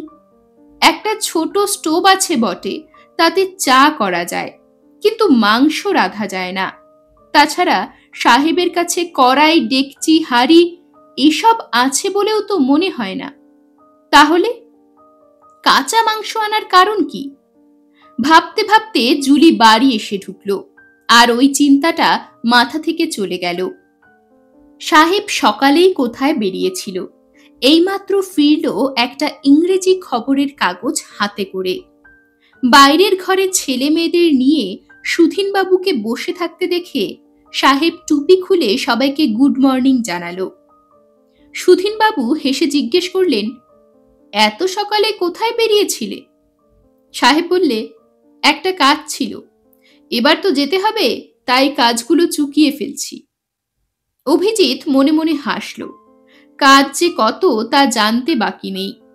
পুরনো ভাঙা বাড়ি খুঁজে বেড়ানো, কত রকমের পাগলই না আছে। জুলির মা 1 কাপ কফি তৈরি করে নিয়ে এসে সাহেবের হাতে দিলেন। সাহেব হেসে বলল, থ্যাংক ইউ। মুশকিল হয় সাহেবদের সঙ্গে কথা বলতে গেলে। সে নিজে থেকে যদি কিছু বলে তাহলে শোনা যায়, কিন্তু কেউ কিছু জিজ্ঞেস করলে হয় উত্তর দেয় না, নইলে এলোমেলো উত্তর দেয়। যেমন জুলি হঠাৎ জিজ্ঞেস করল, সাহেব তুমি কি স্নান করো না? 2 দিন তো তোমায় স্নান করতে দেখলাম না। সাহেব উত্তরে বললে, তোমাদের এই জায়গাটা তোমাদের মতোই বড় সুন্দর, আমার খুব ভালো লেগেছে। যেখানে যাচ্ছি সেখান থেকে যদি ফিরে আসতে পারি তাহলে আবার তোমাদের সঙ্গে দেখা করা যাবে। সুধীনবাবু বললেন, ধন্যবাদ, কিন্তু তুমি এখান থেকে কোথায় যাবে? সাহেব কিছুক্ষণ মাথা নিচু করে রইল, তারপর বলল, আমার যাওয়ার কি কোথাও ঠিক আছে বাবু? আমি সারা পৃথিবী ঘুরে বেরিয়েছি, যা খুঁজছি তা এখনো পাইনি। জুলি বলল, তাহলে তুমি ঠিক ট্যুরিস্ট নও। ট্যুরিস্টরা নানা জায়গা দেখবার জন্যই ঘুরে বেড়ায়, কোনো বিশেষ উদ্দেশ্য নিয়ে ঘোরে না। কিন্তু দেখছি তোমার ঘুরে বেড়াবার পেছনে একটা বিশেষ উদ্দেশ্য আছে, তাই না? সাহেব যেন ধরা পড়ে গেল, তাই গম্ভীরভাবে বলল, তা হয়তো ঠিক। তোমার উদ্দেশ্যটা আমাদের কাছে বলতে বাধা আছে কি? হ্যাঁ আছে, অবশ্যই আছে। আর আমার সম্বন্ধে বেশি কৌতূহলটা আমি মোটেই পছন্দ করি না। বলতে বলতে সাহেবের মুখটা চাপা রাগে লাল হয়ে গেল। সাহেবের কাছ থেকে এই রকম উত্তর কেউই আশা করেনি। সবাই যেন গালে চড় খেল। হঠাৎ সাহেবের চোখে পড়ল দেওয়ালে টাঙানো একটা ছবি। সে বসে বসেই ছবিটা দেখতে লাগলো। তার মুখের ভাবের পরিবর্তন হলো। মুগ্ধ স্বরে বলে উঠল, বাহ, চমৎকার ছবি তো। বলতে বলতে সাহেব গৃহকর্তার অনুমতি না নিয়েই ছবিটার কাছে উঠে গেল। তারপর গভীর মনোযোগের সঙ্গে ছবিটা দেখতে লাগলো। দেখতে দেখতে সাহেবের দু চোখ বড় বড় হয়ে উঠল, গা কাঁপতে লাগলো। উত্তেজিত গলায় জিজ্ঞেস করলো, এ ছবি তোমরা কোথা থেকে পেয়েছো? সাহেবের এইরকম উত্তেজনায় সকলেই চমকে উঠল। সুধীনবাবু ভয় ভয় বললেন, আমাদের একজন ফ্যামিলি ফ্রেন্ড এটা দিয়েছিল। এ ছবি সে কোথায় পেয়েছিল? সুধীনবাবুই উত্তর দিলেন, কলকাতার একটা পুরনো কাগজের দোকানে। বিলেতের একটা ইংরেজি ম্যাগাজিনে ছবিটা ছাপা হয়েছিল। ছবির সঙ্গে বাড়িটার ইতিহাসও ছিল। আনফরচুনেটলি সেটা পাওয়া যায়নি, ছিঁড়ে গিয়েছিল। ও মাই গড বলে সাহেব সেখানেই একটা চেয়ারে বসে পড়ল। একটু পরে বলল, তোমরা কি প্লিজ তোমাদের সেই ফ্যামিলি ফ্রেন্ডের সঙ্গে আমার দেখা করিয়ে দেবে? অভিজিৎ বলল, সরি সাহেব, হি ইজ নো মোর। সে আর বেঁচে নেই। মুহূর্তে ঘরটায় যেন শোকের ছায়া নেমে এলো। সবাই চুপ করে রইল। জুলি প্রথমে নীরবতা ভাঙল, বলল, জানো সাহেব, তোমার মতো সেও ছবিটা দেখে কেমন হয়ে গিয়েছিল। বলেছিল ওই বাড়িটা তাকে খুঁজে বের করতেই হবে। তারপর সেই যে চলে গেল, আর ফিরল না। কোথায় কিভাবে মরল তা কে জানে। সাহেব ভুরু কুঁচকে বলল, সে যে মরেছেই তার কোনো প্রমাণ পেয়েছ? প্রমাণ? কাগজে কলমে প্রমাণ না পেলেও এমন কিছু প্রমাণ এ বাড়ির সকলেই পেয়েছে যা প্রকাশ করে বলা যায় না। সুধীনবাবু শুধু বললেন, বেঁচে থাকলে সে নিশ্চয়ই এতদিনে ফিরে আসত। সাহেব যেন নিজের মনেই বলল, যদি ওই বাড়িতে গিয়ে থাকে তাহলে কোনোদিনই ফিরবে না। শয়তান ম্যাকবেথের হাত থেকে কারো নিষ্কৃতি নেই। প্রকাশ্যে বলবে, কিন্তু ছবির এই বাড়ি কোথায় তা সে জানবে কি করে? জুলি ভুল করে ফেলল। বললে, ছবির এক কোণে ছেঁড়া ছেঁড়া কতগুলো অক্ষর আছে, তাই থেকেই। ছেঁড়া ছেঁড়া অক্ষর? সাহেব লাফ দিয়ে উঠে ছবিটার কাছে গিয়ে অক্ষরগুলো দেখতে লাগলো। তারপর হতাশ হয়ে বলল, না, কিছুই বুঝলাম না। জুলি হেসে বলল, কিন্তু আমাদের সেই ফ্রেন্ডটি বুঝে নিয়েছিল। A S for Assam, N for north, A R for Cachar. সাহেব উত্তেজনায় ছুটে এসে জুলির হাত দুটো জড়িয়ে ধরে বলল, থ্যাংক ইউ। জায়গাটার কত খোঁজ করেছিলাম, কোথায় না গিয়েছিলাম, পাহাড়ে, জঙ্গলে, নদীর ধারে ধারে। এমনও দিন গেছে খেতে পাইনি, জন্তু মেরে কাঁচা মাংস পর্যন্ত খেয়েছি। আজ সে জায়গার সন্ধান পেলাম। বলতে বলতে হঠাৎ সে উঠে নিজের ঘরে চলে গেল। তারপর একটা কাঠের ছোট্ট বাক্স হাতে করে চেয়ারে এসে বসল। বাক্সটা খুলে একটা হলদে হয়ে যাওয়া জীর্ণ কাগজ বের করল। তাতে অনেক কিছুই লেখা। কাগজটা সবার সামনে টেবিলের উপরে রেখে বলল, বাড়িটার বর্ণনা এখানে পরিষ্কার দেওয়া আছে। তোমাদের এখানে এসে সেই বাড়ির ছবিটাই নিজের চোখে দেখলাম। কাগজের বর্ণনার সঙ্গে ছবিটা হুবহু মিলে যাচ্ছে। Thank you. জুলি বলল, ও বাড়িতে কি আছে? ওখানে যেতেই বা চাইছো কেন? সাহেব আবার রেগে উঠল, বলল, বেশি কৌতূহল ভালো নয় মিস, ওটা আমার পার্সোনাল ব্যাপার। জুলি ঘাবড়ালো না, বলল, আমাদের বললে তোমার কোনো ক্ষতি হবে না। ওই বাড়িটা সম্বন্ধে আমাদের বন্ধুটিরও কৌতূহল ছিল, আর সেই কৌতূহল মেটাতে গিয়েই সে যে মরেছে তাতে আমাদের কোনো সন্দেহ নেই। সাহেব বলল, হ্যাঁ, যদি সে সত্যিই সেখানে পৌঁছে থাকে তাহলে মরেছেই। জুলি বলল, এই জন্যেই আমাদের কৌতূহল স্বাভাবিক। তাছাড়া একটু আগেই তুমি বলে ফেলেছ শয়তান ম্যাকবেথের হাত থেকে কারো নিষ্কৃতি নেই।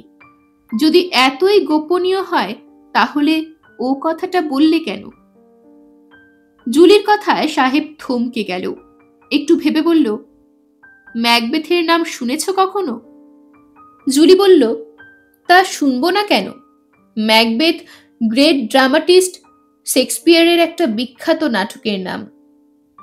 সাহেব অবাক হয়ে বলল, তুমি শেক্সপিয়ার পড়েছ? অবশ্যই।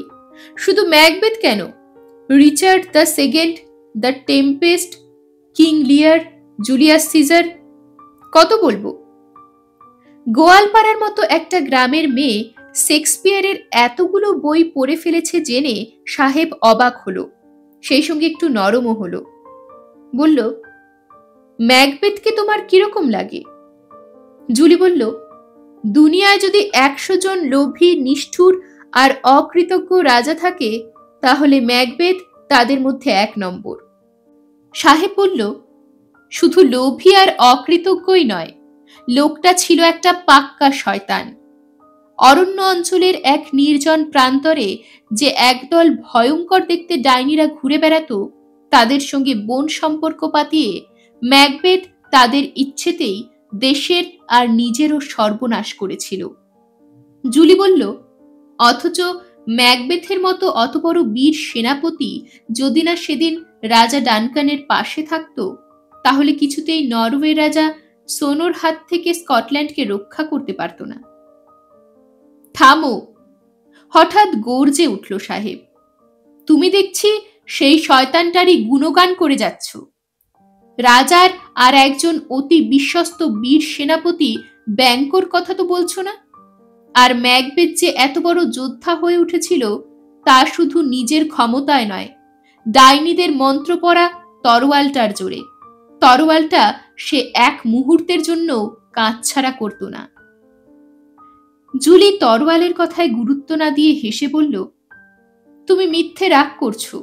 ম্যাকবেথের কথা তুললে বলেই ম্যাকবেথের কথা বলছিলাম, নইলে ব্যাংককে কি উপেক্ষা করতে পারি?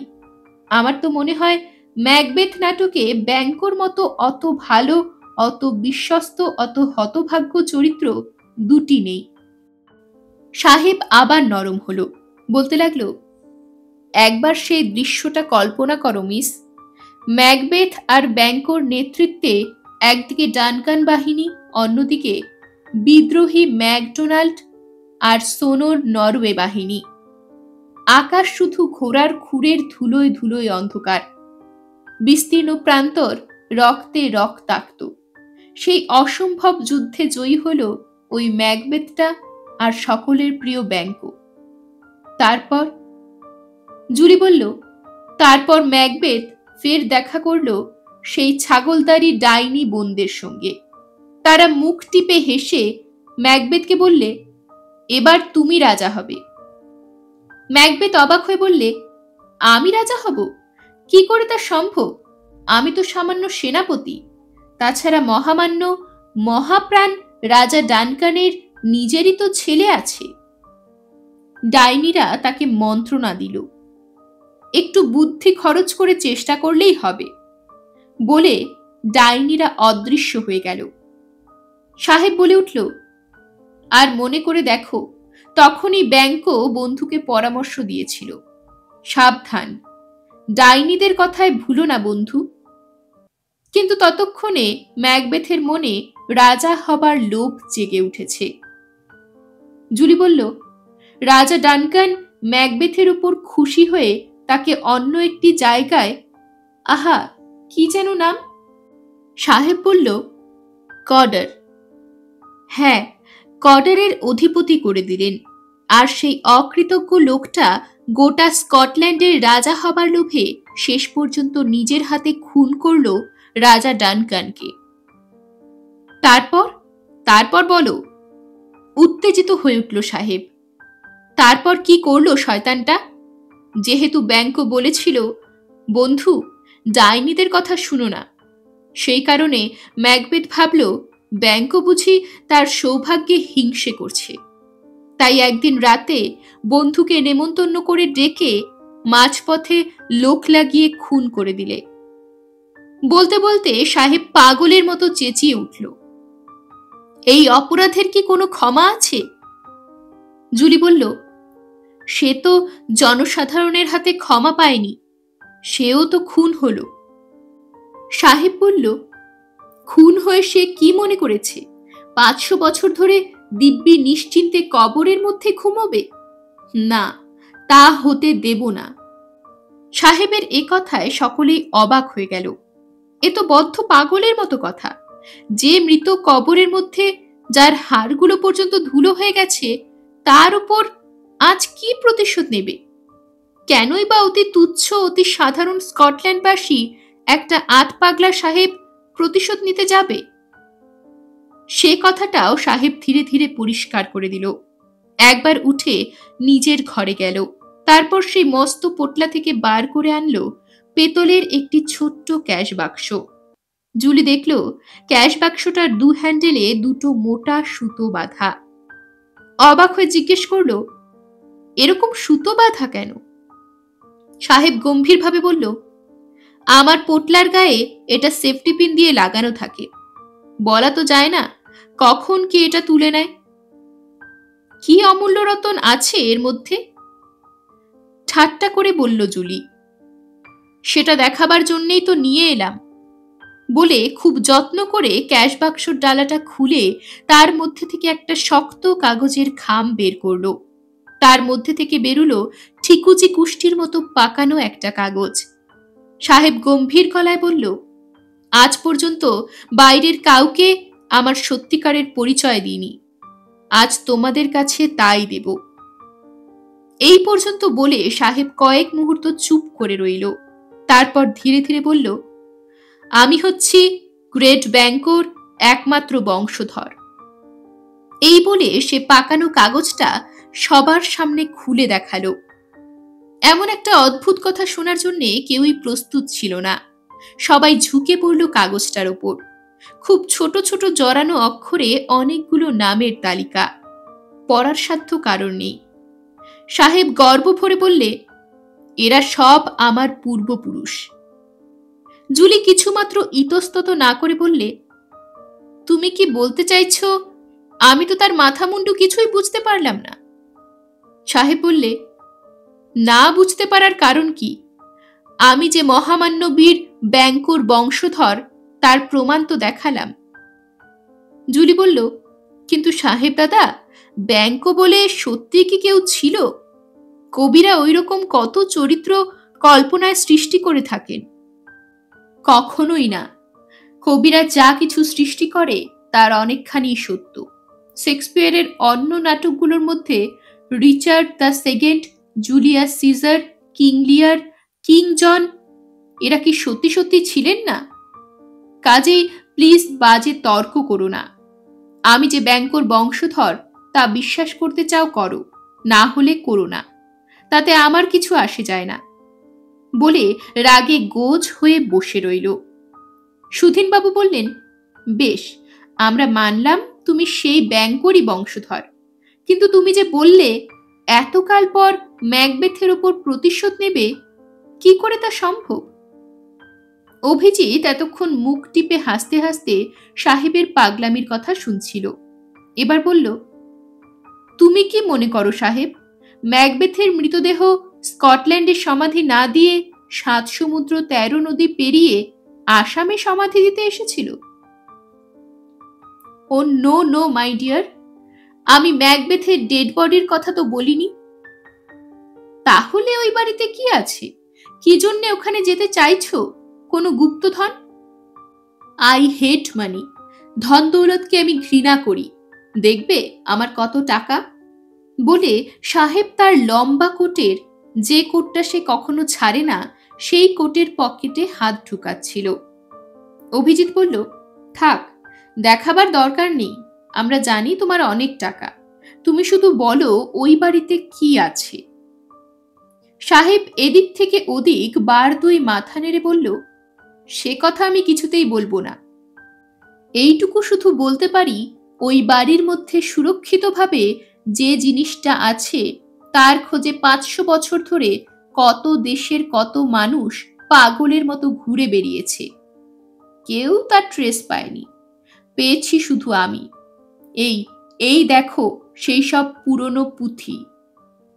সবাই ঝুঁকে পড়ল, কিন্তু সেই দুর্বোধ্য লাতিন ভাষা কেউ বুঝতে পারল না। কিছুক্ষণ চুপচাপ, কেউ কথা বলছে না। জুলিয়ার অভিজিৎ লুকিয়ে চোখ চাওয়াচাওয়ি করে হাসছে, আর সাহেব একটা পায়ের উপর অন্য পাটা তুলে হাতের উপর থুতনি রেখে কি যেন ভাবছে। এবার তাহলে কি করবে? জিজ্ঞেস করলেন সুধীনবাবু। সাহেব মনে মনে বোধ হয় সেই রহস্যময় বাড়িতে চলে গিয়েছিল। চমক ভাঙল, বললে, কি করব? কালই এখান থেকে স্টার্ট করব। একটু থেমে বলল, এখানে তোমাদের ভালো ব্যবহারের কথা কোনোদিন ভুলব না। যে উপকার করে সে যে দেশের মানুষই হোক, তার উপর কৃতজ্ঞ থাকাই আমাদের ধর্ম। তোমরা প্রত্যেকেই ভেরি গুড। তবে তবে কি? জুলি জিজ্ঞেস করল। শুনলে তোমরা দুঃখ পাবে। আমার ঘরের সামনেই যে লোকটি ছিল সে মোটেই ভালো লোক নয়। আমার সম্বন্ধে তার বড্ড বেশি কৌতূহল ছিল। জানোই তো, বেশি কৌতূহল আমি মোটেই পছন্দ করি না। এই পর্যন্ত বলে সাহেব হঠাৎ থেমে গেল, বলল, ভাবছি কাল সকালেই আমি যাব। অভিজিৎ হঠাৎ নরম গলায় বলল, সাহেব, একটা রিকোয়েস্ট করব, রাখবে? সাহেব কথা না বলে অভিজিতের দিকে তাকালো। তুমি যদি আমাকে সঙ্গে নাও তাহলে আমি বড়ই খুশি হই। আর সেই সঙ্গে। কথা শেষ করতে না দিয়েই সাহেব রেগে উঠে বলল, নো, আমি কাউকে সঙ্গে নেব না। অভিজিৎ রাগল না, বলল, সঙ্গে নিতে আপত্তি কি? আমি তো ওই বাড়িটার ধারে কাছে যাব না, শুধু তোমার সঙ্গে গিয়ে অসমটা দেখে নেওয়া আর কি। সঙ্গে সঙ্গে জুলি বলে উঠল, হ্যাঁ সাহেব, প্লিজ আপত্তি করো না, আমিও তাহলে দাদার সঙ্গে যাব। সাহেব গম্ভীর গলায় বলল, তোমরা ছেলে মানুষই করছো। যে জায়গার খোঁজে আমি একা একা কত বছর ধরে ঘুরে বেরিয়েছি, আজ আমি সঙ্গে করে কাউকে নিয়ে যেতে পারি ভাবলে কি করে? সে গোপন জায়গার খোঁজ আমি কাউকে দেব না। এমনকি ওখানে পৌঁছে যদি তোমাদের সেই ফ্যামিলি ফ্রেন্ড কেউ দেখতে পাই, তাহলে তাকেও তক্ষুনি মরতে হবে। হ্যাঁ, আমার হাতেই মরতে হবে। আমার ক্ষমতা কতখানি তা জানো না। আমার পথে বাধা দিতে এসেছিল তিনজনকেই আমি এইভাবে গলা টিপে শেষ করে দিয়েছি। বলে দুহাত তুলে মোটা মোটা আঙ্গুলগুলো ছড়িয়ে দিল। জুলির মা আঁতকে উঠলেন। জুলি বলল, আমরা তোমায় কথা দিচ্ছি, যদি ওই বাড়ি তুমি খুঁজে পাও তাহলে তার ত্রিসীমানাতেই আমরা যাব না, কারণ ওই বাড়িতে কি আছে আমরা জানি না, জানবার কৌতূহলও নেই। জুলির কথায় সাহেব একটু নরম হলো, বলল, তাহলে সেই ভয়ঙ্কর জঙ্গলে তোমরা যেতে চাইছো কেন? অভিজিৎ বলল, শুধু জায়গাটা দেখব। জুলি বলল, দেখো সাহেব, তুমি অনেক জঙ্গল পাহাড় পর্বত ঘুরেছ। তোমার সঙ্গে আমরা যদি কদিন থাকতে পারি তাহলে তোমার কাছ থেকে কত গল্প শুনতে পাবো, সেটাই আমাদের লাভ। তাছাড়া। জুলি একটু থামল। সাহেব তাকালো। তাছাড়া এই দুদিনেই তুমিও আমাদের ফ্যামিলির একজন হয়ে গেছো। তোমার সঙ্গে গেলে আমাদের এতটুকু ভয় করবে না। সাহেব অনেকক্ষণ চুপ করে কি ভাবল, তারপর বলল, বেশ, নিয়ে যাব, কিন্তু কতগুলো কন্ডিশন আছে। কি শর্ত বলো? সাহেব বলতে লাগলো, প্রথমত, সেখানে আমি যেখানে থাকবো সেখানে তোমরা থাকবে না। বেশ, রাজি। দ্বিতীয়ত, আমার কাজে কোনো কৌতূহল দেখাবে না। আমি কোথায় যাচ্ছি না যাচ্ছি সেদিকে তাকাবে না। সেখানে তোমরা অসুখে পড়লে বা বিপদে পড়লেও আমি কাছে গিয়ে দাঁড়াবো না। ঠিক আছে? ওখানে আমরা ইন্ডিপেন্ডেন্টলি নিজের মতো থাকবো। থার্ডলি, তোমরা নিজেরা ইচ্ছে মতো ফিরে আসবে। আমি কবে ফিরবো না ফিরবো, কোন দিক দিয়ে ফিরবো, সে আমার ব্যাপার। অভিজিৎ বলল, হ্যাঁ অবশ্যই। ফোর্থলি, আমি আবার বলছি, যদি দেখি তোমরা আমায় ফলো করছো তাহলে তার পরিণতির জন্য তোমরা দায়ী থাকবে। হ্যাঁ, রাজি। ফিফথলি, খরচ সব তোমাদের। তোমাদের জন্য আমি 1 রুপিও খরচ করব না। জুলিয়ার অভিজিৎ দুজনেই হেসে উঠল। বলল, ওর জন্য ভেবো না সাহেব, আমরা বেগার নই। খুব বিরক্ত হয়েই সাহেব ওদের নিয়ে অসমের উদ্দেশ্যে রওনা হয়ে গেল। ওরা চলে গেল আর পরের দিনই কলকাতা থেকে এলো গুরুদেবের ছেলের চিঠি। লিখেছে, প্রথমেই জানাই কয়েকদিনের জন্য কলকাতায় এসেছি, তারপর বাংলাদেশে চলে যাব। পরে জানাই ওইভাবে হঠাৎ চলে আসায় আপনারা নিশ্চয়ই অবাক হয়েছেন। আমার অভদ্রতাও হয়েছে, স্বীকার করি। কিন্তু কেন ওইভাবে চলে আসতে হলো সে কথা সেদিন বলতে ভরসা পাইনি, বিশেষ করে আপনার মেয়ের সামনে। আপনার মেয়ে আমাকে দুচক্ষে দেখতে পারে না, অপমান করে। আমার অপরাধ, আমি বলেছিলাম আপনাদের বাড়িতে প্রেতাত্মার যাওয়া আসা আছে, সেই কারণে আপনাদেরই মঙ্গলের জন্যে যজ্ঞ শান্তি করতে চেয়েছিলাম। আপনারা আমার কথা তো বিশ্বাস করেনই, উল্টে আপনার মেয়ে আমাকে যথেচ্ছ অপমান করে। সেই জন্যেই কি কারণে চলে আসতে হলো বলতে চাইনি, আজ বলছি। ওই সাহেবটি আসার পর থেকেই ওর ওপর আমার সন্দেহ হয়। লোকটা ঠিক স্বাভাবিক নয়। আমার সামনাসামনি ঘর, তাই লক্ষ্য রাখতে লাগলাম। এই গরমেও দুদিনের মধ্যে ওকে স্নান করতে দেখিনি, প্যান্ট জামা ছাড়তে দেখিনি, কোনোদিন রান্না করতে দেখিনি। শুনেছিলাম ও নাকি বাইরে থেকে খেয়ে আসে। বাইরে থেকে খেয়ে আসে কেন? আপনাদের বাড়িতে তো আদর যত্ন ত্রুটি নেই। আমি তো আপনাদের কাছে বেশ কয়েকদিন থেকে সেই কথাটাই বুঝে গেলাম। তবে কেন সাহেব খেতে চাইতো না?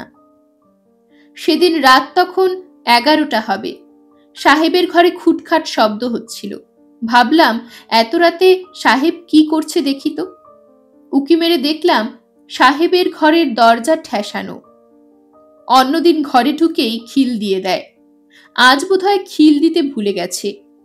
খুব কৌতূহল হলো। পা টিপে টিপে ওর দরজার কাছে গিয়ে দাঁড়ালাম। দরজাটা সাবধানে ফাঁকা করলাম। অমনি যে দৃশ্য আমার চোখে পড়ল তা দেখে আঁতকে উঠলাম। দেখলাম সাহেব 2 হাতে করে বড় বড় কাঁচা মাংসের টুকরো খাচ্ছে। মাংসের রক্ত ওর 2 কষ বেয়ে গড়াচ্ছে। আর ঠিক তখনই সাহেব আমাকে দেখে ফেলল। সঙ্গে সঙ্গে ও সেই রক্তমাখা হাত তুলে মোটা মোটা আঙ্গুলগুলো ফাঁক করে আমার গলা টিপে ধরতে এগিয়ে এলো। আমি ভয়ে বাবারে বলে চিৎকার করে ছুটে ঘরে গিয়ে খিল দিয়ে দিলাম। এই হলো ব্যাপার। আমি নিশ্চিত ও মানুষ নয়, রাক্ষস কিংবা দানব কিংবা পিশাচ। আপনাদের আবার সাবধান করে দিলাম, যত শীঘ্র পারেন ওকে তাড়ান, নইলে পুলিশে দিন, নতুবা বিপদে পড়বেন। চিঠি পড়ে সুধীনবাবু অবাক, জুলির মাও পড়লেন। এ কি সম্ভব? লোকটা একটু পাগলাটে আছে ঠিকই, কিন্তু ঠাকুর মশাই যা বলছেন তা সত্যি হলে তো মারাত্মক ব্যাপার। আর এই লোকের সঙ্গেই ওর ছেলে মেয়ে দুটো অজানা অচেনা জায়গায় গেল, কোনো ঠিকানা পর্যন্ত নেই। এখন তো ওদের সাবধান করে দেবারও উপায় নেই। তাহলে? গভীর দুশ্চিন্তায় পড়লেন সুধীনবাবু আর তার স্ত্রী। গভীর বন আর পাহাড়ে ঘেরা অসমের এই অঞ্চলটা, চারিদিকে যেন সবুজের মেলা। অসমের একটি জেলা এই উত্তর কাছাড়। পার্বত্য জেলাটির সদর শহর হাফলং। সামনে হেমপেট্রোপেট পাহাড়, দক্ষিণ প্রান্তে বরাইল পর্বতশ্রেণী, মাঠে মাঠে কমলা, আনারস আর পানের চাষ।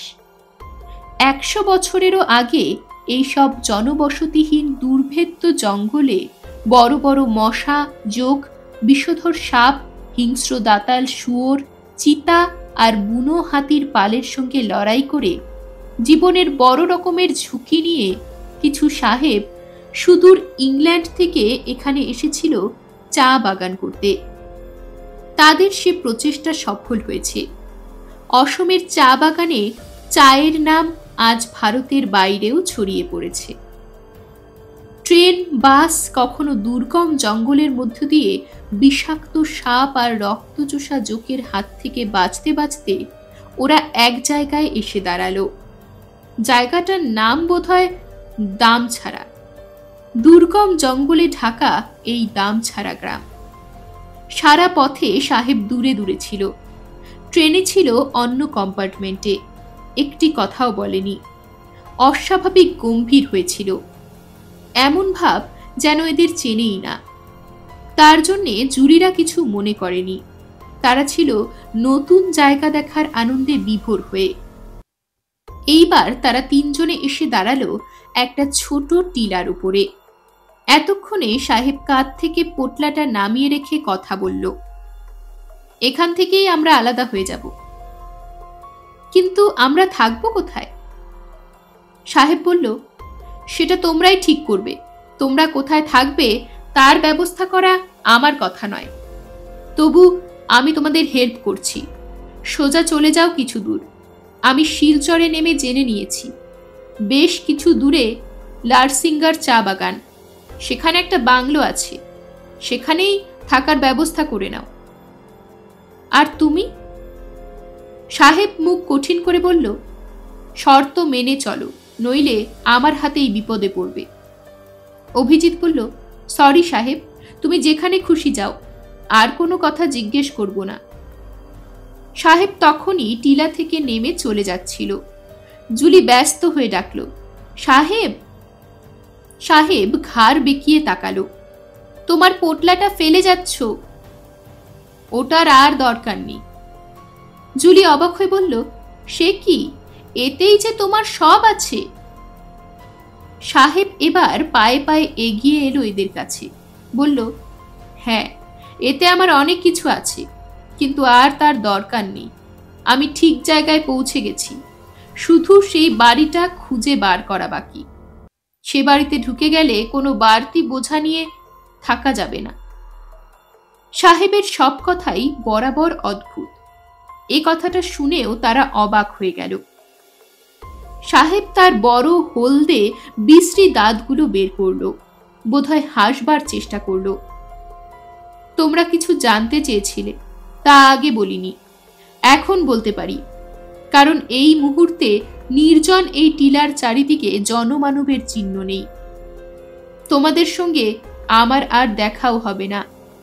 কলকাতায় ফিরে তোমরা যদি গোপন জিনিসটির কথা ফাঁস করেও দাও, তাহলেও আমার ক্ষতি নেই। ততক্ষণে সেই মহামূল্য জিনিসটি আমার মুঠোয় চলে আসবে।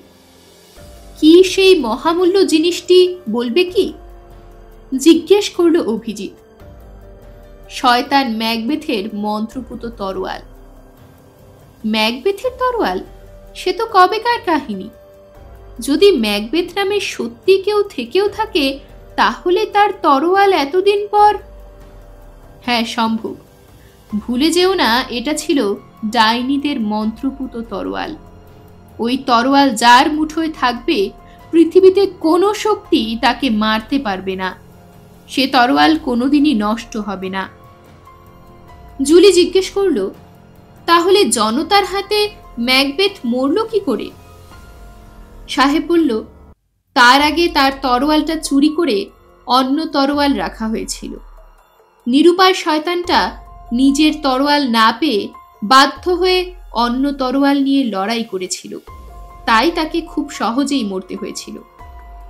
জুলি অবাক হয়ে বললে, আমি খুব ভালো করে শেক্সপিয়ার পড়েছি, এসব তো লেখা নেই। কোনো বইতেই লেখা নেই, আছে শুধু আমার কাছে পুরনো পুঁথিতে। নইলে অকারণে জীবনের সুখ, ঐশ্বর্য, আনন্দ ছেড়ে সেই স্কটল্যান্ড থেকে অসমের এই জঙ্গলে ছুটে আসি। তুমি কি বলতে চাইছো ম্যাকবেথের সেই তরোয়াল ওই রহস্যময় বাড়িতেই আছে? হ্যাঁ, আমার পুঁথি তাই বলছে, আর পুরনো দুষ্প্রাপ্য পুঁথি মিথ্যে বলে না। জুলি বলল, কিন্তু ম্যাকবেথকে মাটি দেওয়া হলো তার দেশে, আর তার তরোয়াল পড়ে রইল অসমে।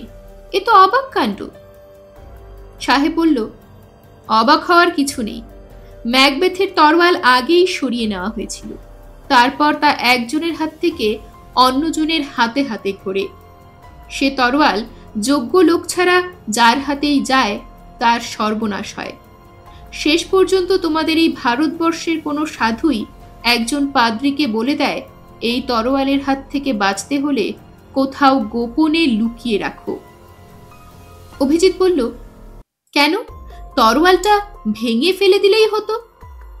সাহেব বলল, ও তরোয়াল ভাঙা যায় না, আগুনে পড়ে না, সমুদ্রে ডোবে না, তাই পাদ্রির নির্দেশে এটাকে লুকিয়ে রাখা হয়েছে। আর ম্যাকবেথের প্রেতাত্মা তার প্রিয় তরোয়ালটিকে আগলে রাখার জন্য সেই বাড়িতেই আজও রয়েছে। বহুকাল পর আমি আর একবার সেই শয়তানটার মুখোমুখি হতে চাই। জুলি বলল, তরোয়ালটা যে রাখবে তারই যদি সর্বনাশ হয়, তাহলে কোন সাহসে সেটা নিতে চাইছো? ম্যাকবেথের প্রেতাত্মাও কি সহজে তোমায় নিতে দেবে? দেবে না তা জানি, তবু ম্যাকবেথের সঙ্গে আমাকে শেষ লড়াই করতেই হবে। দেখব আজ সে কি করে আমায় খতম করে।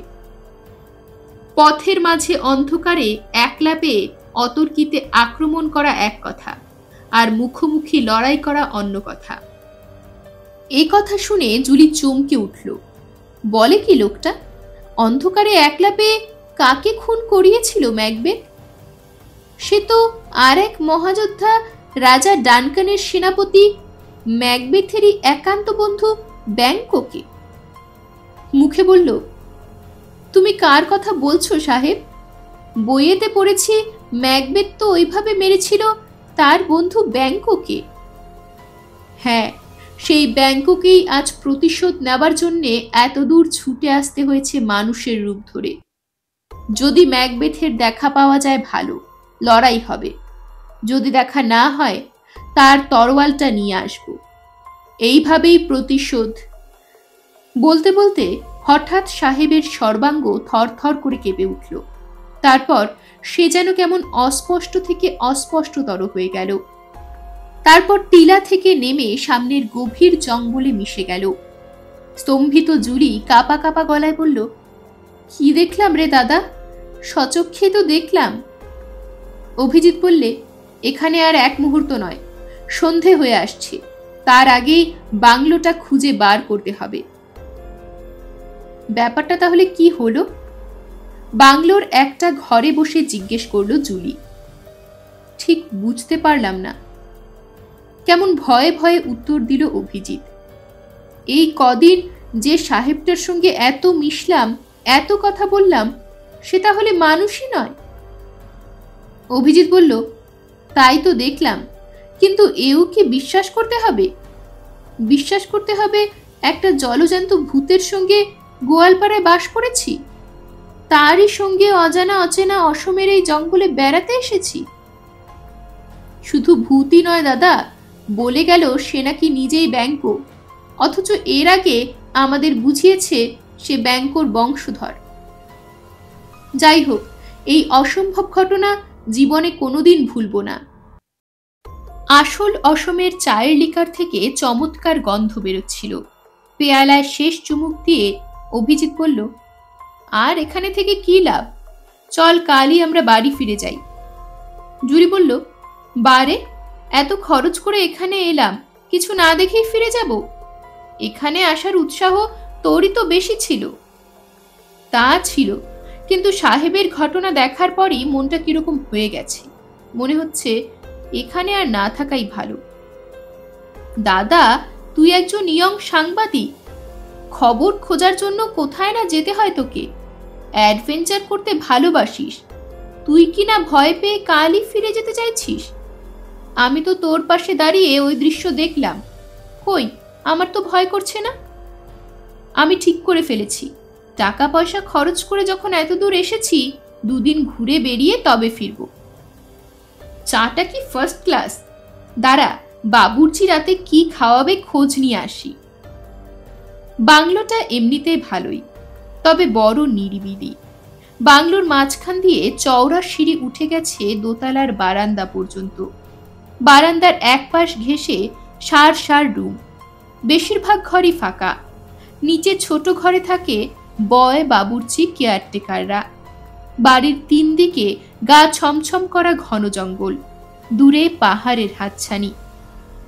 এত অল্প লোক কেন জিজ্ঞেস করায় বুড়ো কেয়ারটেকার বলল, এখন তো অফ সিজন, আগস্ট থেকে অক্টোবর মেঘ, বৃষ্টি, কুয়াশা আর দুর্যোগের সময়, যখন জাটিঙ্গা উপত্যকায় গভীর রাতে ঝাঁকে ঝাঁকে পাখি এসে আগুনে ঝাঁপ দিয়ে আত্মহত্যা করে, সেই রহস্যময় দৃশ্য দেখার জন্য কিছু ট্যুরিস্ট আসে এখানে। জুলি কলকাতায় মামার বাড়িতে জাটিঙ্গার পাখিদের দলে দলে আগুনে ঝাঁপ দিয়ে মরার রহস্যজনক কাহিনী শুনেছিল, কিন্তু এটা তার কাছে নতুন কিছু বলে মনে হয়নি। আমাদের দেশেও কার্তিক মাসে দেওয়ালি পোকারা আলো দেখলেই কোথা থেকে ঝাঁকে ঝাঁকে এসে ঝাঁপ দিয়ে মরে, সেও তো এক রহস্য। তবু জায়গাটা একবার দেখার ইচ্ছে ছিল, কিন্তু সে তো অক্টোবর মাসের ব্যাপার। বুড়ো কেয়ারটেকারের সঙ্গে জুলি খুব তাড়াতাড়ি ভাব জমিয়ে ফেলল। কোথায় কি দেখবার আছে তাও জেনে নিল। কেয়ারটেকার সবশেষে বলল, বেশি জঙ্গলে আর্মস ছাড়া না যাওয়াই ভালো। রাত 9টার মধ্যে গরম গরম মাংস ভাত খেয়ে ওরা শুয়ে পড়ল। পাশাপাশি দুটো সিঙ্গেল সিটেড রুম ওরা পেয়ে গেছে। দুজনেই খুব খুশি, বেশ যে যার মতো থাকতে পারবে। রাত 10টা বাজল, চারিদিক স্তব্ধ নিঝুম। জুলি রাতের পোশাক পরে আলো নিভিয়ে মশারির মধ্যে ঢুকে গেল। মাথার কাছে রাখলো টর্চটা। কি মনে হলো আবার উঠল। তারপর বাথরুমটা ভালো করে দেখে নিয়ে আবার শুয়ে পড়ল। দাদা, ঘুমিয়ে পড়েছিস নাকি? শুয়ে শুয়েই জুলি জিজ্ঞেস করল। পাশের ঘর থেকে অভিজিৎ উত্তর দিল, না, নতুন জায়গা, ঘুম আসছে না। বাথরুমটা ভালো করে দেখেছিস? হ্যাঁ, টর্চটা হাতের কাছে রাখিস। একেবারে বালিশের পাশে রেখেছি। তুই ভোরবেলা বেরোবি নাকি? অভিজিৎ বলল, পাগল, ভোরবেলাতেই তো আসল ঘুম। বলতে বলতে সে যে হাই তুলল সে শব্দটুকুও শোনা গেল। কখন ঘুমিয়ে পড়েছিল জুলি টের পায়নি। হঠাৎ একসময় ঘুমটা ভেঙে গেল। টর্চ জেলে ঘড়িটা দেখল, রাত 2টো। এরকম মাঝরাতে তার ঘুম ভাঙে না বড় একটা। ভেঙেছিল কমাস আগে বাড়িতে 3বার কলিং বেলের শব্দে। বেশ কিছুদিন পর চঞ্চলের কথা মনে পড়ল, যে প্ল্যানচেটে সাবধান করে দিয়েছিল। কোথায় গেল ছেলেটা? সে কি সত্যি অসমে এসেছিল? হঠাৎ জুলি চমকে উঠল। কিসের শব্দ? জুলি কান পেতে রইল। কে যেন খুব জোরে ঘোড়া ছুটিয়ে আসছে। কয়েক মুহূর্তে শব্দটা কাছে এসে পড়ল, একেবারে বাংলোটার কাছে।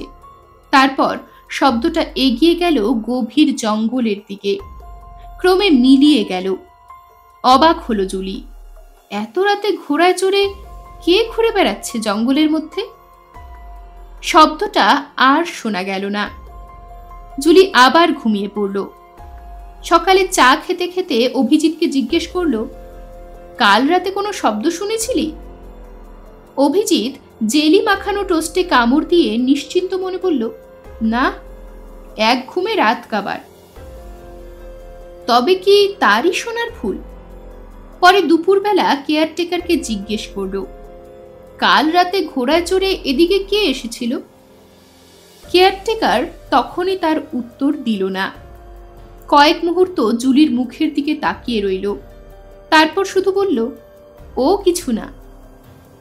উত্তরটা শুনে জুলি খুশি হলো না, যেন সত্যিই কেউ এসেছিল, কিন্তু সে কথাটা চেপে গেল। পরের দিন দুপুরে জুলি অভিজিৎকে বলল, চল একটু ঘুরে আসি। অভিজিৎ আলস্য ভেঙে বলল, দূর, জঙ্গলের মধ্যে কোথায় ঘুরবো, তার চেয়ে ঘুমুলে কাজে দেবে।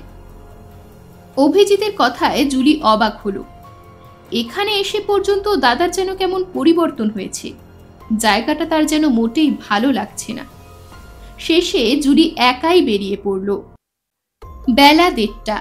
জুলি প্রথমে বাংলোর পেছনের দিকে খানিকটা ঘুরল, তারপর জঙ্গলের পথ ধরল। এ কেমন ঘন জঙ্গল যে রোদ পর্যন্ত ঢোকে না। তার লক্ষ্য মাটির দিকে। খুঁজছে ঘোড়ার খুরের ছাপ চোখে পড়ে কিনা, কিন্তু শুকনো পাতা আর কয়েকটা জোক ছাড়া আর কিছুই চোখে পড়ল না। সরু বনের পথ ধরে এগিয়ে চলল জুলি। কোথায় যাচ্ছে তা নিজেও জানে না। তার মনে হতে লাগলো একটা অদৃশ্য শক্তি তাকে যেন টেনে নিয়ে যাচ্ছে। কেবলই মনে হতে লাগলো আর একটু এগোনো যাক, আর একটু, তাহলেই দেখতে পাবে ছবির সেই রহস্যময় বাড়িটাকে। আবার মনের জোরে জুলি এগোতে লাগলো। হঠাৎ কোথা থেকে ঝাঁকে ঝাঁকে মাছি এসে মাথার উপর ভন ভন করে উঠতে লাগলো, চোখে মুখে ঢুকতে লাগলো। এ তো মহাজালা। অগত্যা ফিরতে হলো, কিন্তু এর মধ্যেই জঙ্গল অন্ধকার হয়ে এসেছে। রিস্ট ওয়াচটা দেখল, সবে বেলা ৩টে। এরই মধ্যে অন্ধকার হয়ে গেল? তা তো হবেই, একে জঙ্গলের পথ, তার উপর সূর্য পাহাড়ের আড়ালে নেমে যাচ্ছে। জুলির ভয় করল, পথ চিনতে পারবে তো? তাড়াতাড়ি যেভাবে এসেছিল ঠিক সেইভাবেই হাঁটতে লাগলো। বাংলোয় পৌঁছলো যখন, তখন প্রায় সন্ধে। দেখল দাদা বাংলোর সামনে অধৈর্য হয়ে ঘুরছে। জুলিকে দেখতে পেয়ে ধমক দিয়ে বলল, কোথায় গিয়েছিলি একা একা? সব বলছি, ওপরে চল। চা খেতে খেতে অভিজিৎকে সব বলল। তারপর দুজনে গেল কেয়ারটেকারের ঘরে। যেতেই বৃদ্ধ বলল, কোথায় গিয়েছিলে দিদি? একা একা হাতে অস্ত্র না নিয়ে কখনো জঙ্গলে যেও না। এখানে হিংস্র লেপার্ড আছে, তারা ডোরাকাটা বাঘের চেয়েও ভয়ঙ্কর। কিন্তু জুলি বাঘের কথা শুনতে চায় না, শুনতে চায় অন্য কিছুর কথা, আরো ভয়ঙ্করের কথা। জানতে চায় কে তাকে আকর্ষণ করে টেনে নিয়ে যাচ্ছিল, কেন নিয়ে যাচ্ছিল। একসময় নিরিবিলিতে জুলি কেয়ারটেকারকে জিজ্ঞেস করলো, আঙ্কেল, শুনেছি এখানে কোথায় যেন একটা পুরনো বাড়ি আছে, সেখানে কেউ যেতে সাহস পায় না। বৃদ্ধ আঙ্কেল চমকে উঠে বলল, চুপ চুপ, ও বাড়ির নাম উচ্চারণ করো না। কেন? ওখানে ভয় আছে দিদি। কত বিদেশি কতকাল ধরে ও বাড়িটাকে দেখবার জন্য গিয়েছিল, তারপর তাদের আর খুঁজে পাওয়া যায়নি। কি আছে ওখানে? লোকে বলে কোনো খুনে সাহেব রাজার প্রেতাত্মা। সন্ধেবেলা ও নাম করতে নেই। একটু থেমে বলল, তুমি ঘোড়ার খুরের শব্দ শুনেছ তা মিথ্যে নয়। সেদিন বলিনি, আজ বলছি। ওই রকম শব্দ প্রায়ই শোনা যায়। লোকে বলে সাহেব রাজা টহল দিয়ে বেড়ায়। তখন যদি কেউ চোখের সামনে পড়ে, তাহলে পরের দিন তার লাশ পড়ে থাকে জঙ্গলের মধ্যে। যাও, তোমাদের ঘরে যাও, আর যত শিগগির পারো দেশে ফিরে যাও। একটু থেমে বলল, তুমি কি আজ ওই দিকেই গিয়েছিলে নাকি? জুলি বলল, বাড়িটা কোন দিকে তা তো জানি না, এমনি হাঁটছিলাম, মনে হচ্ছিল কেউ যেন টেনে নিয়ে যাচ্ছিল। হ্যাঁ, সব্বনেশের পথেই চলছিলে। খুব ভাগ্য আর এগোওনি। রাগ করো না দিদি, আসলে তোমাদের বয়স অল্প, মতিগতি ভালো নয়, বিপদে পড়তে পারো। মতিগতি সত্যিই ভালো নয় ওদের, নইলে বুড়ো আঙ্কেলের কাছে সব শুনেও দুই ভাই বোনে পরের দিনই কেন বেরিয়ে পড়বে সেই রহস্যময় বাড়ির সন্ধানে। অভিজিৎ প্রথমে রাজি হয়নি। জুলি জোর করে ওকে রাজি করালো, বলল, তুই না যাস, আমি একাই যাব। অগত্যা অভিজিৎকেও যেতে হলো। আজ বেলা 10টার মধ্যে লাঞ্চ খেয়ে ভাই বোনে বেরিয়ে পড়েছে। বুড়ো আঙ্কেলের কথায় বুঝেছে যে পথে গতকাল গিয়েছিল সেই পথটাই ঠিক জায়গায় পৌঁছে দেবে। জঙ্গল, তবে সেই জঙ্গল সুন্দরবনের জঙ্গল নয়, পাহাড়ি জঙ্গল। পদে পদে পাথরের ঠুক্কর। সূর্য ক্রমশ মাথার উপরে উঠল। জঙ্গল যেখানে পাতলা সেখানেই রোদের দেখা মেলে, নইলে অন্ধকার। হাঁটতে হাঁটতে হঠাৎ এক সময় জুলির মনে হলো সে যেন অন্য পথে এসে পড়েছে, কিন্তু এটাও বুঝলো সে ইচ্ছে করে অন্য পথে চলে আসেনি। কেউ যেন নিজেকে লুকিয়ে রেখে আগে আগে চলেছে পথ দেখিয়ে। কে নিয়ে যাচ্ছে? কেন নিয়ে যাচ্ছে? কোথায়, কোন সর্বনাশের মুখে টেনে নিয়ে যাচ্ছে? যেই নিয়ে যাক, সেই আকর্ষণ থেকে নিজেকে সরিয়ে আনা যে কিছুতেই সম্ভব নয়, ওরা তা ভালো করেই বুঝতে পারছে। আর একটা আশ্চর্যের ব্যাপার, এরা কেউ কথা বলছে না। মুখ যেন ভাষা হারিয়ে ফেলেছে। শুধু লতাপাতা বনঝোপ ঠেলে তারা হাঁটছে তো হাঁটছেই। এক ধরনের বুনো গন্ধ নাকে আসছে, কখনো কোনো ফুলের তিক্ত কষা গন্ধ। চলতে চলতে তারা একটা ফাঁকা জায়গায় এসে পড়ল, যেন অন্ধকার থেকে আলোর দেশে এসে হাঁপ ছেড়ে বাঁচল। রোদের রং বুঝিয়ে দিল বেলা এখন দুপুর। একটু দূরেই দেখা গেল নুড়ি বিছানো সরু জলস্রোতের ধারা, আর তার ডান দিকে হাতিছড়া দলু ও দামছড়ার ঘন দুর্ভেদ্য জঙ্গল যেন গা ঘেঁষাঘেঁষি করে মাইলের পর মাইল জুড়ে কালো পাঁচিলের মতো দাঁড়িয়ে। অরণ্যের সেই স্তব্ধ ভয়ঙ্কর চেহারা দেখলে ভয় পায় না এমন মানুষ বোধহয় নেই। ওরা গোড়ালি ডোবা জল স্বচ্ছন্দে পেরিয়ে ওপারে চলে গেল। ঠিকানা জানা নেই, সঙ্গে ম্যাপ নেই, তবু ওরা আন্দাজে নাক বরাবর সোজা এগিয়ে চলল।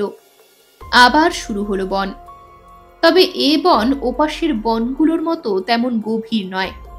এখানে ঢুকতেই আশ্চর্য, কেমন হিমেল বাতাস বইতে শুরু করলো। বেশ শীত করতে লাগলো। বড্ড শীত করছে না? অভিজিৎ যেন নিজের মনেই কথা বলল। হ্যাঁ, বোধহয় আমরা মৃতের দেশে এসে পৌঁছলাম।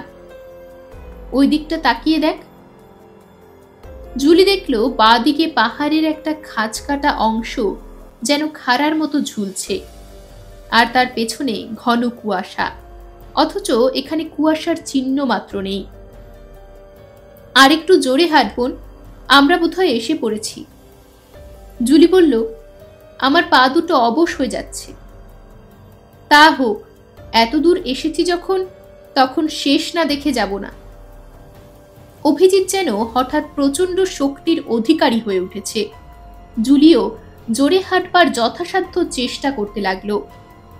খাড়ার মতো পাহাড়টাকে বাঁদিকে রেখে মোড় বেঁকতেই ঘন কুয়াশার মধ্যে দেখা গেল অনেকখানি পাঁচিল ঘেরা জায়গা।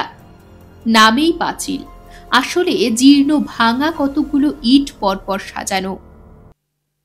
ওরা পাঁচিলের কাছে আসতেই দেখল অনেকগুলো দীর্ঘ সুপুরি গাছ, আর তারই আড়ালে দোতলা একটা বাড়ির ছাদ দুদিকেই এমন ঢালু যেন মনে হয় কাছিমের পিঠ। জুলির হাত এমনই কাঁপতে শুরু করলো যে যতক্ষণ না অভিজিৎ তার হাতটা নিজের মুঠোয় শক্ত করে চেপে ধরল, ততক্ষণ কাঁপুনি থামল না। অভিজিৎ বলল, আমরা তাহলে সেই ছবির বাড়িটা খুঁজে পেলাম। ওই দেখ। জুলি দেখল বাড়ির গায়ে সেই একটা বিকট মুখ বসানো, মুখটার মাথার দুপাশে শিং, ভয়ঙ্কর দুটো চোখ।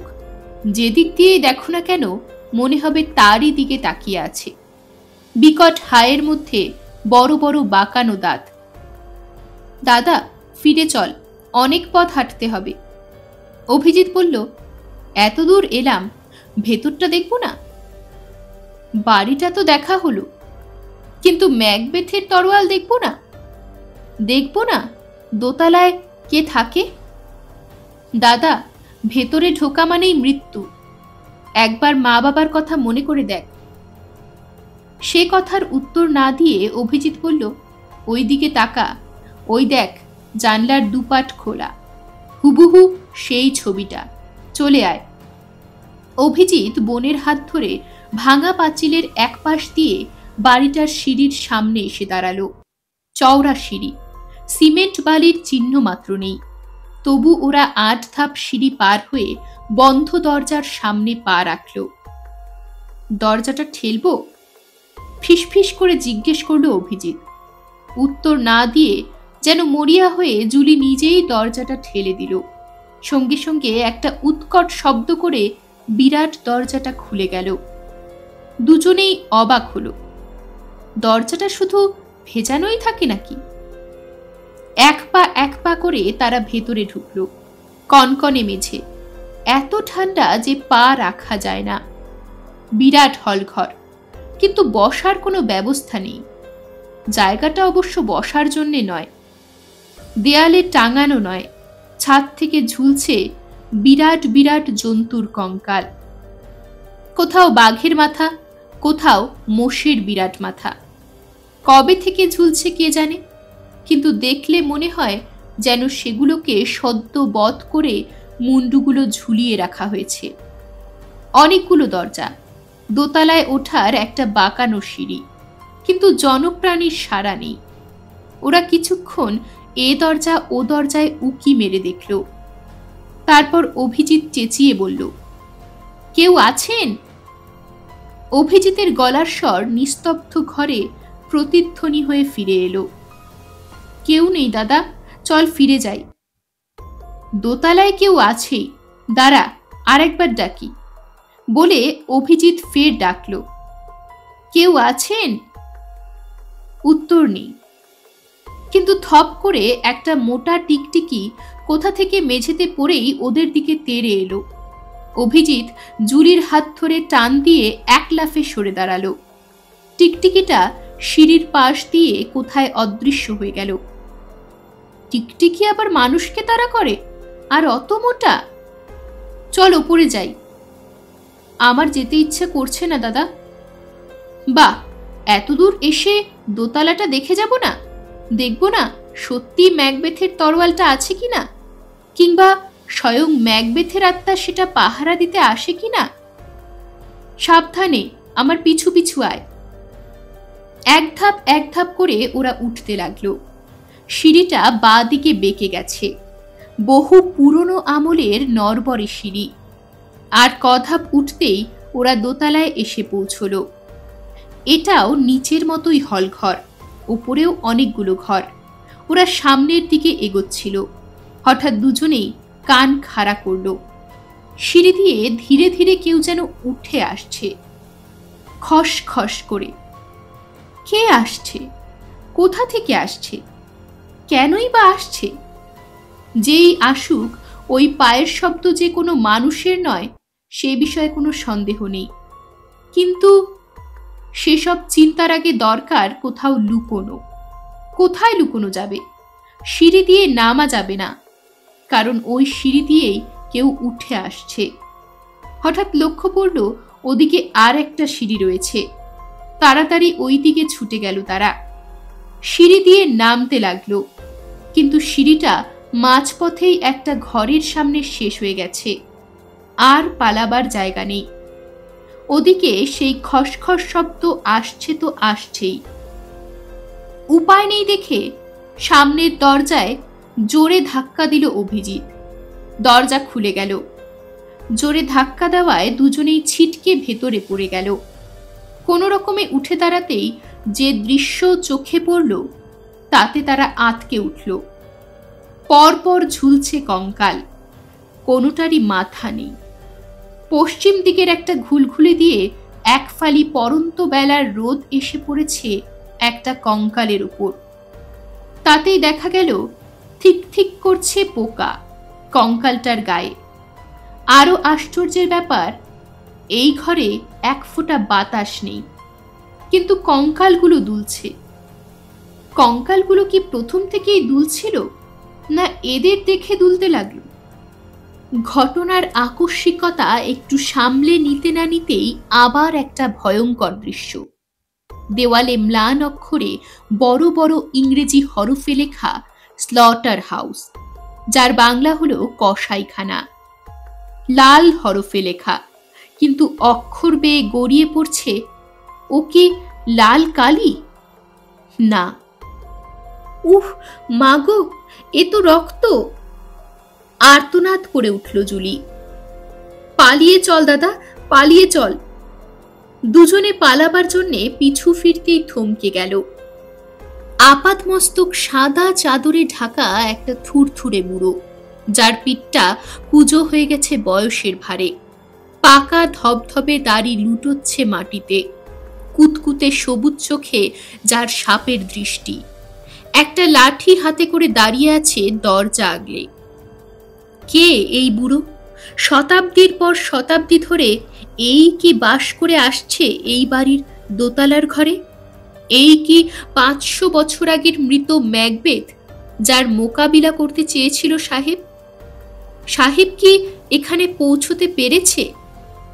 দুজনে অবাক বিস্ময়ে তাকিয়ে রইল সেই বুড়োর দিকে। বুড়ো এগিয়ে এলো না, তার ঠোঁট দুটো একটিবারের জন্যেও নড়ল না। শুধু ঘরের বাইরে শকুনের পায়ের মতো তার দুটো বিভৎস পা রেখে কসাইখানার দরজাটা আস্তে আস্তে বন্ধ করে দিল। অভিজিৎ দরজা খোলবার জন্য পাগলের মতো ছুটে গেল, কিন্তু ততক্ষণে দরজাটা বন্ধ হয়ে গিয়েছে। অভিজিৎ দরজাটা খোলার জন্য প্রাণপণ চেষ্টা করল, কিন্তু শক্ত কাঠের দরজা এতটুকু ফাঁকও হলো না। অভিজিৎ মেঝের উপর আছড়ে পড়ে ডুকরে কেঁদে উঠল, হায় ভগবান! কিন্তু আশ্চর্য স্থির জুলি, সে বিহ্বল, ভয় পাবার ক্ষমতাটুকুও বুঝি তার নেই। এই কসাইখানার বন্ধ ঘরে এরপর তাদের কি ভয়ঙ্কর পরিণতি হবে তা বুঝতে বাকি নেই। একটা খটাখট শব্দে দুজনেই চমকে গেল। দেখল সার সার ঝুলন্ত কঙ্কালগুলো যেন মহা উৎসাহে দুলতে দুলতে একটা অন্যের সঙ্গে ঠোকাঠুকি খেলা শুরু করেছে। এদিকে বেলা পড়ে এসেছে। একটি মাত্র ঘুলঘুলি দিয়ে যে এক ফালি রোদ আসছিল সেটুকুও আর নেই। ঘরে অন্ধকার জমাট বাঁধতে শুরু করেছে। আর কতক্ষণ তাদের পরমায়ু? কখন কবে তাদের শিরচ্ছেদ হবে? আজ রাত্রেই না কাল সকালে? কোথায় কত দূরে তাদের গোয়ালপাড়া গ্রামে? মা বাবার কথা মনে করে জুলির চোখে জল এলো। এমনি সময়ে দরজাটা নিঃশব্দে একটু একটু করে খুলে যেতে লাগলো। ঘাতক আসছে তাহলে? মৃত্যুর জন্য প্রস্তুত হয়ে অভিজিৎ উঠে দাঁড়ালো। দরজাটা খুলে গেল। না, সেই বুড়োটা নয়, একটা অস্পষ্ট ছায়ামূর্তি। জুলি আর অভিজিৎ অবাক হয়ে তাকিয়ে রইল। ছায়ামূর্তিটা ধীরে ধীরে স্পষ্ট হয়ে উঠল। অমনি দুজনেই চমকে উঠল। চঞ্চল! কিন্তু এ কি চেহারা হয়েছে চঞ্চলের! হাড় সর্বস্ব রোগা, মুখটা ঝাপসা। চঞ্চল যেন ইশারায় ওদের বেরিয়ে আসতে বলল। অভিজিৎ আর দেরি করল না, জুলির হাত ধরে টেনে নিয়ে দরজার বাইরে এসে দাঁড়ালো। দরজাটা আবার বন্ধ হয়ে গেল। তারপর তারা চঞ্চলের ছায়ামূর্তির পিছু পিছু যেতে লাগলো। কোন ঘরের কোন গোপন দরজা দিয়ে কোন সুড়ঙ্গ পথ ধরে কিভাবে যে তারা রাস্তায় এসে দাঁড়ালো তা তারা ভেবে পেল না। ভাবার সময়ও ছিল না, দরকারও ছিল না। সঙ্গে যে রয়েছে বিশ্বস্ত বন্ধু চঞ্চল, তারই পিছু পিছু তারা চলল মাঠ জঙ্গল পেরিয়ে। তারা কি হাঁটছিল না উড়ছিল? একবার অভিজিতের মনে হলো তারা বোধহয় বেঁচে নেই। শরীর মুক্ত আত্মা হয়ে তারা চঞ্চলের পিছু পিছু হাওয়ায় ভেসে চলেছে। নইলে এত জোরে কেউ হাঁটতে পারে? চলতে চলতে অভিজিৎ নিজের হাতে চিমটি কাটল। না, বেঁচেই আছে। জুলি, হাঁটতে কষ্ট হচ্ছে? এতক্ষণে অভিজিৎ কথা বলল। না, ছোট্ট উত্তর দিল জুলি। হঠাৎ একসময় তারা দেখল চঞ্চল নেই। চঞ্চল, চঞ্চল! চেঁচিয়ে ডাকল অভিজিৎ। কোথায় তুমি? সাড়া পেল না। এখন এই সন্ধ্যের মুখে কোন দিকে যাবে? লারসিঙ্গার বাংলোটা কত দূর? হঠাৎ জুলি আনন্দে চেঁচিয়ে উঠল, দাদা, রেল স্টেশন! তাই তো। এগিয়ে গেল তারা স্টেশনের দিকে। শিলচর স্টেশন। যাক, তবু এখানে জীবন্ত মানুষ আছে। এখানে যখন এসে পড়েছে তখন আর ভাবনা নেই। একটা ঘোড়ায় টানা টাঙা গোছের গাড়ি দাঁড়িয়েছিল। তাদের দিকে গারওয়ান এগিয়ে গেল। অভিজিৎ জিজ্ঞেস করল, লারসিঙ্গার বাংলো কত দূর? উত্তর দিল গারওয়ান, 15 মাইল। ভাড়া যাবে? গারওয়ান গাড়ির দরজা খুলে দিল। গাড়ি চলতে শুরু করলো। বড়াইল পাহাড়ের মাথার উপর তখন সূর্য ডোবার লালচে আলো চিকচিক করছে। কি ভাবছিস জুলি? চঞ্চলদা এখানেও দেখা দিয়ে গেল? বলতে বলতে তার চোখ দুটো জলে ভরে উঠল। তাহলে সে এখানে এই বাড়িতে পৌঁছেছিল? জুলি উত্তর দিল না। সূর্য ডুবে যাচ্ছে, অন্ধকারে ঢেকে যাবে চরাচর। এরকমই আরো সব গল্প পেতে চ্যানেলটিকে সাবস্ক্রাইব করে দেবেন। আর গল্পটি যদি ভালো লেগে থাকে তাহলে লাইক, শেয়ার আর কমেন্ট করে দেবেন।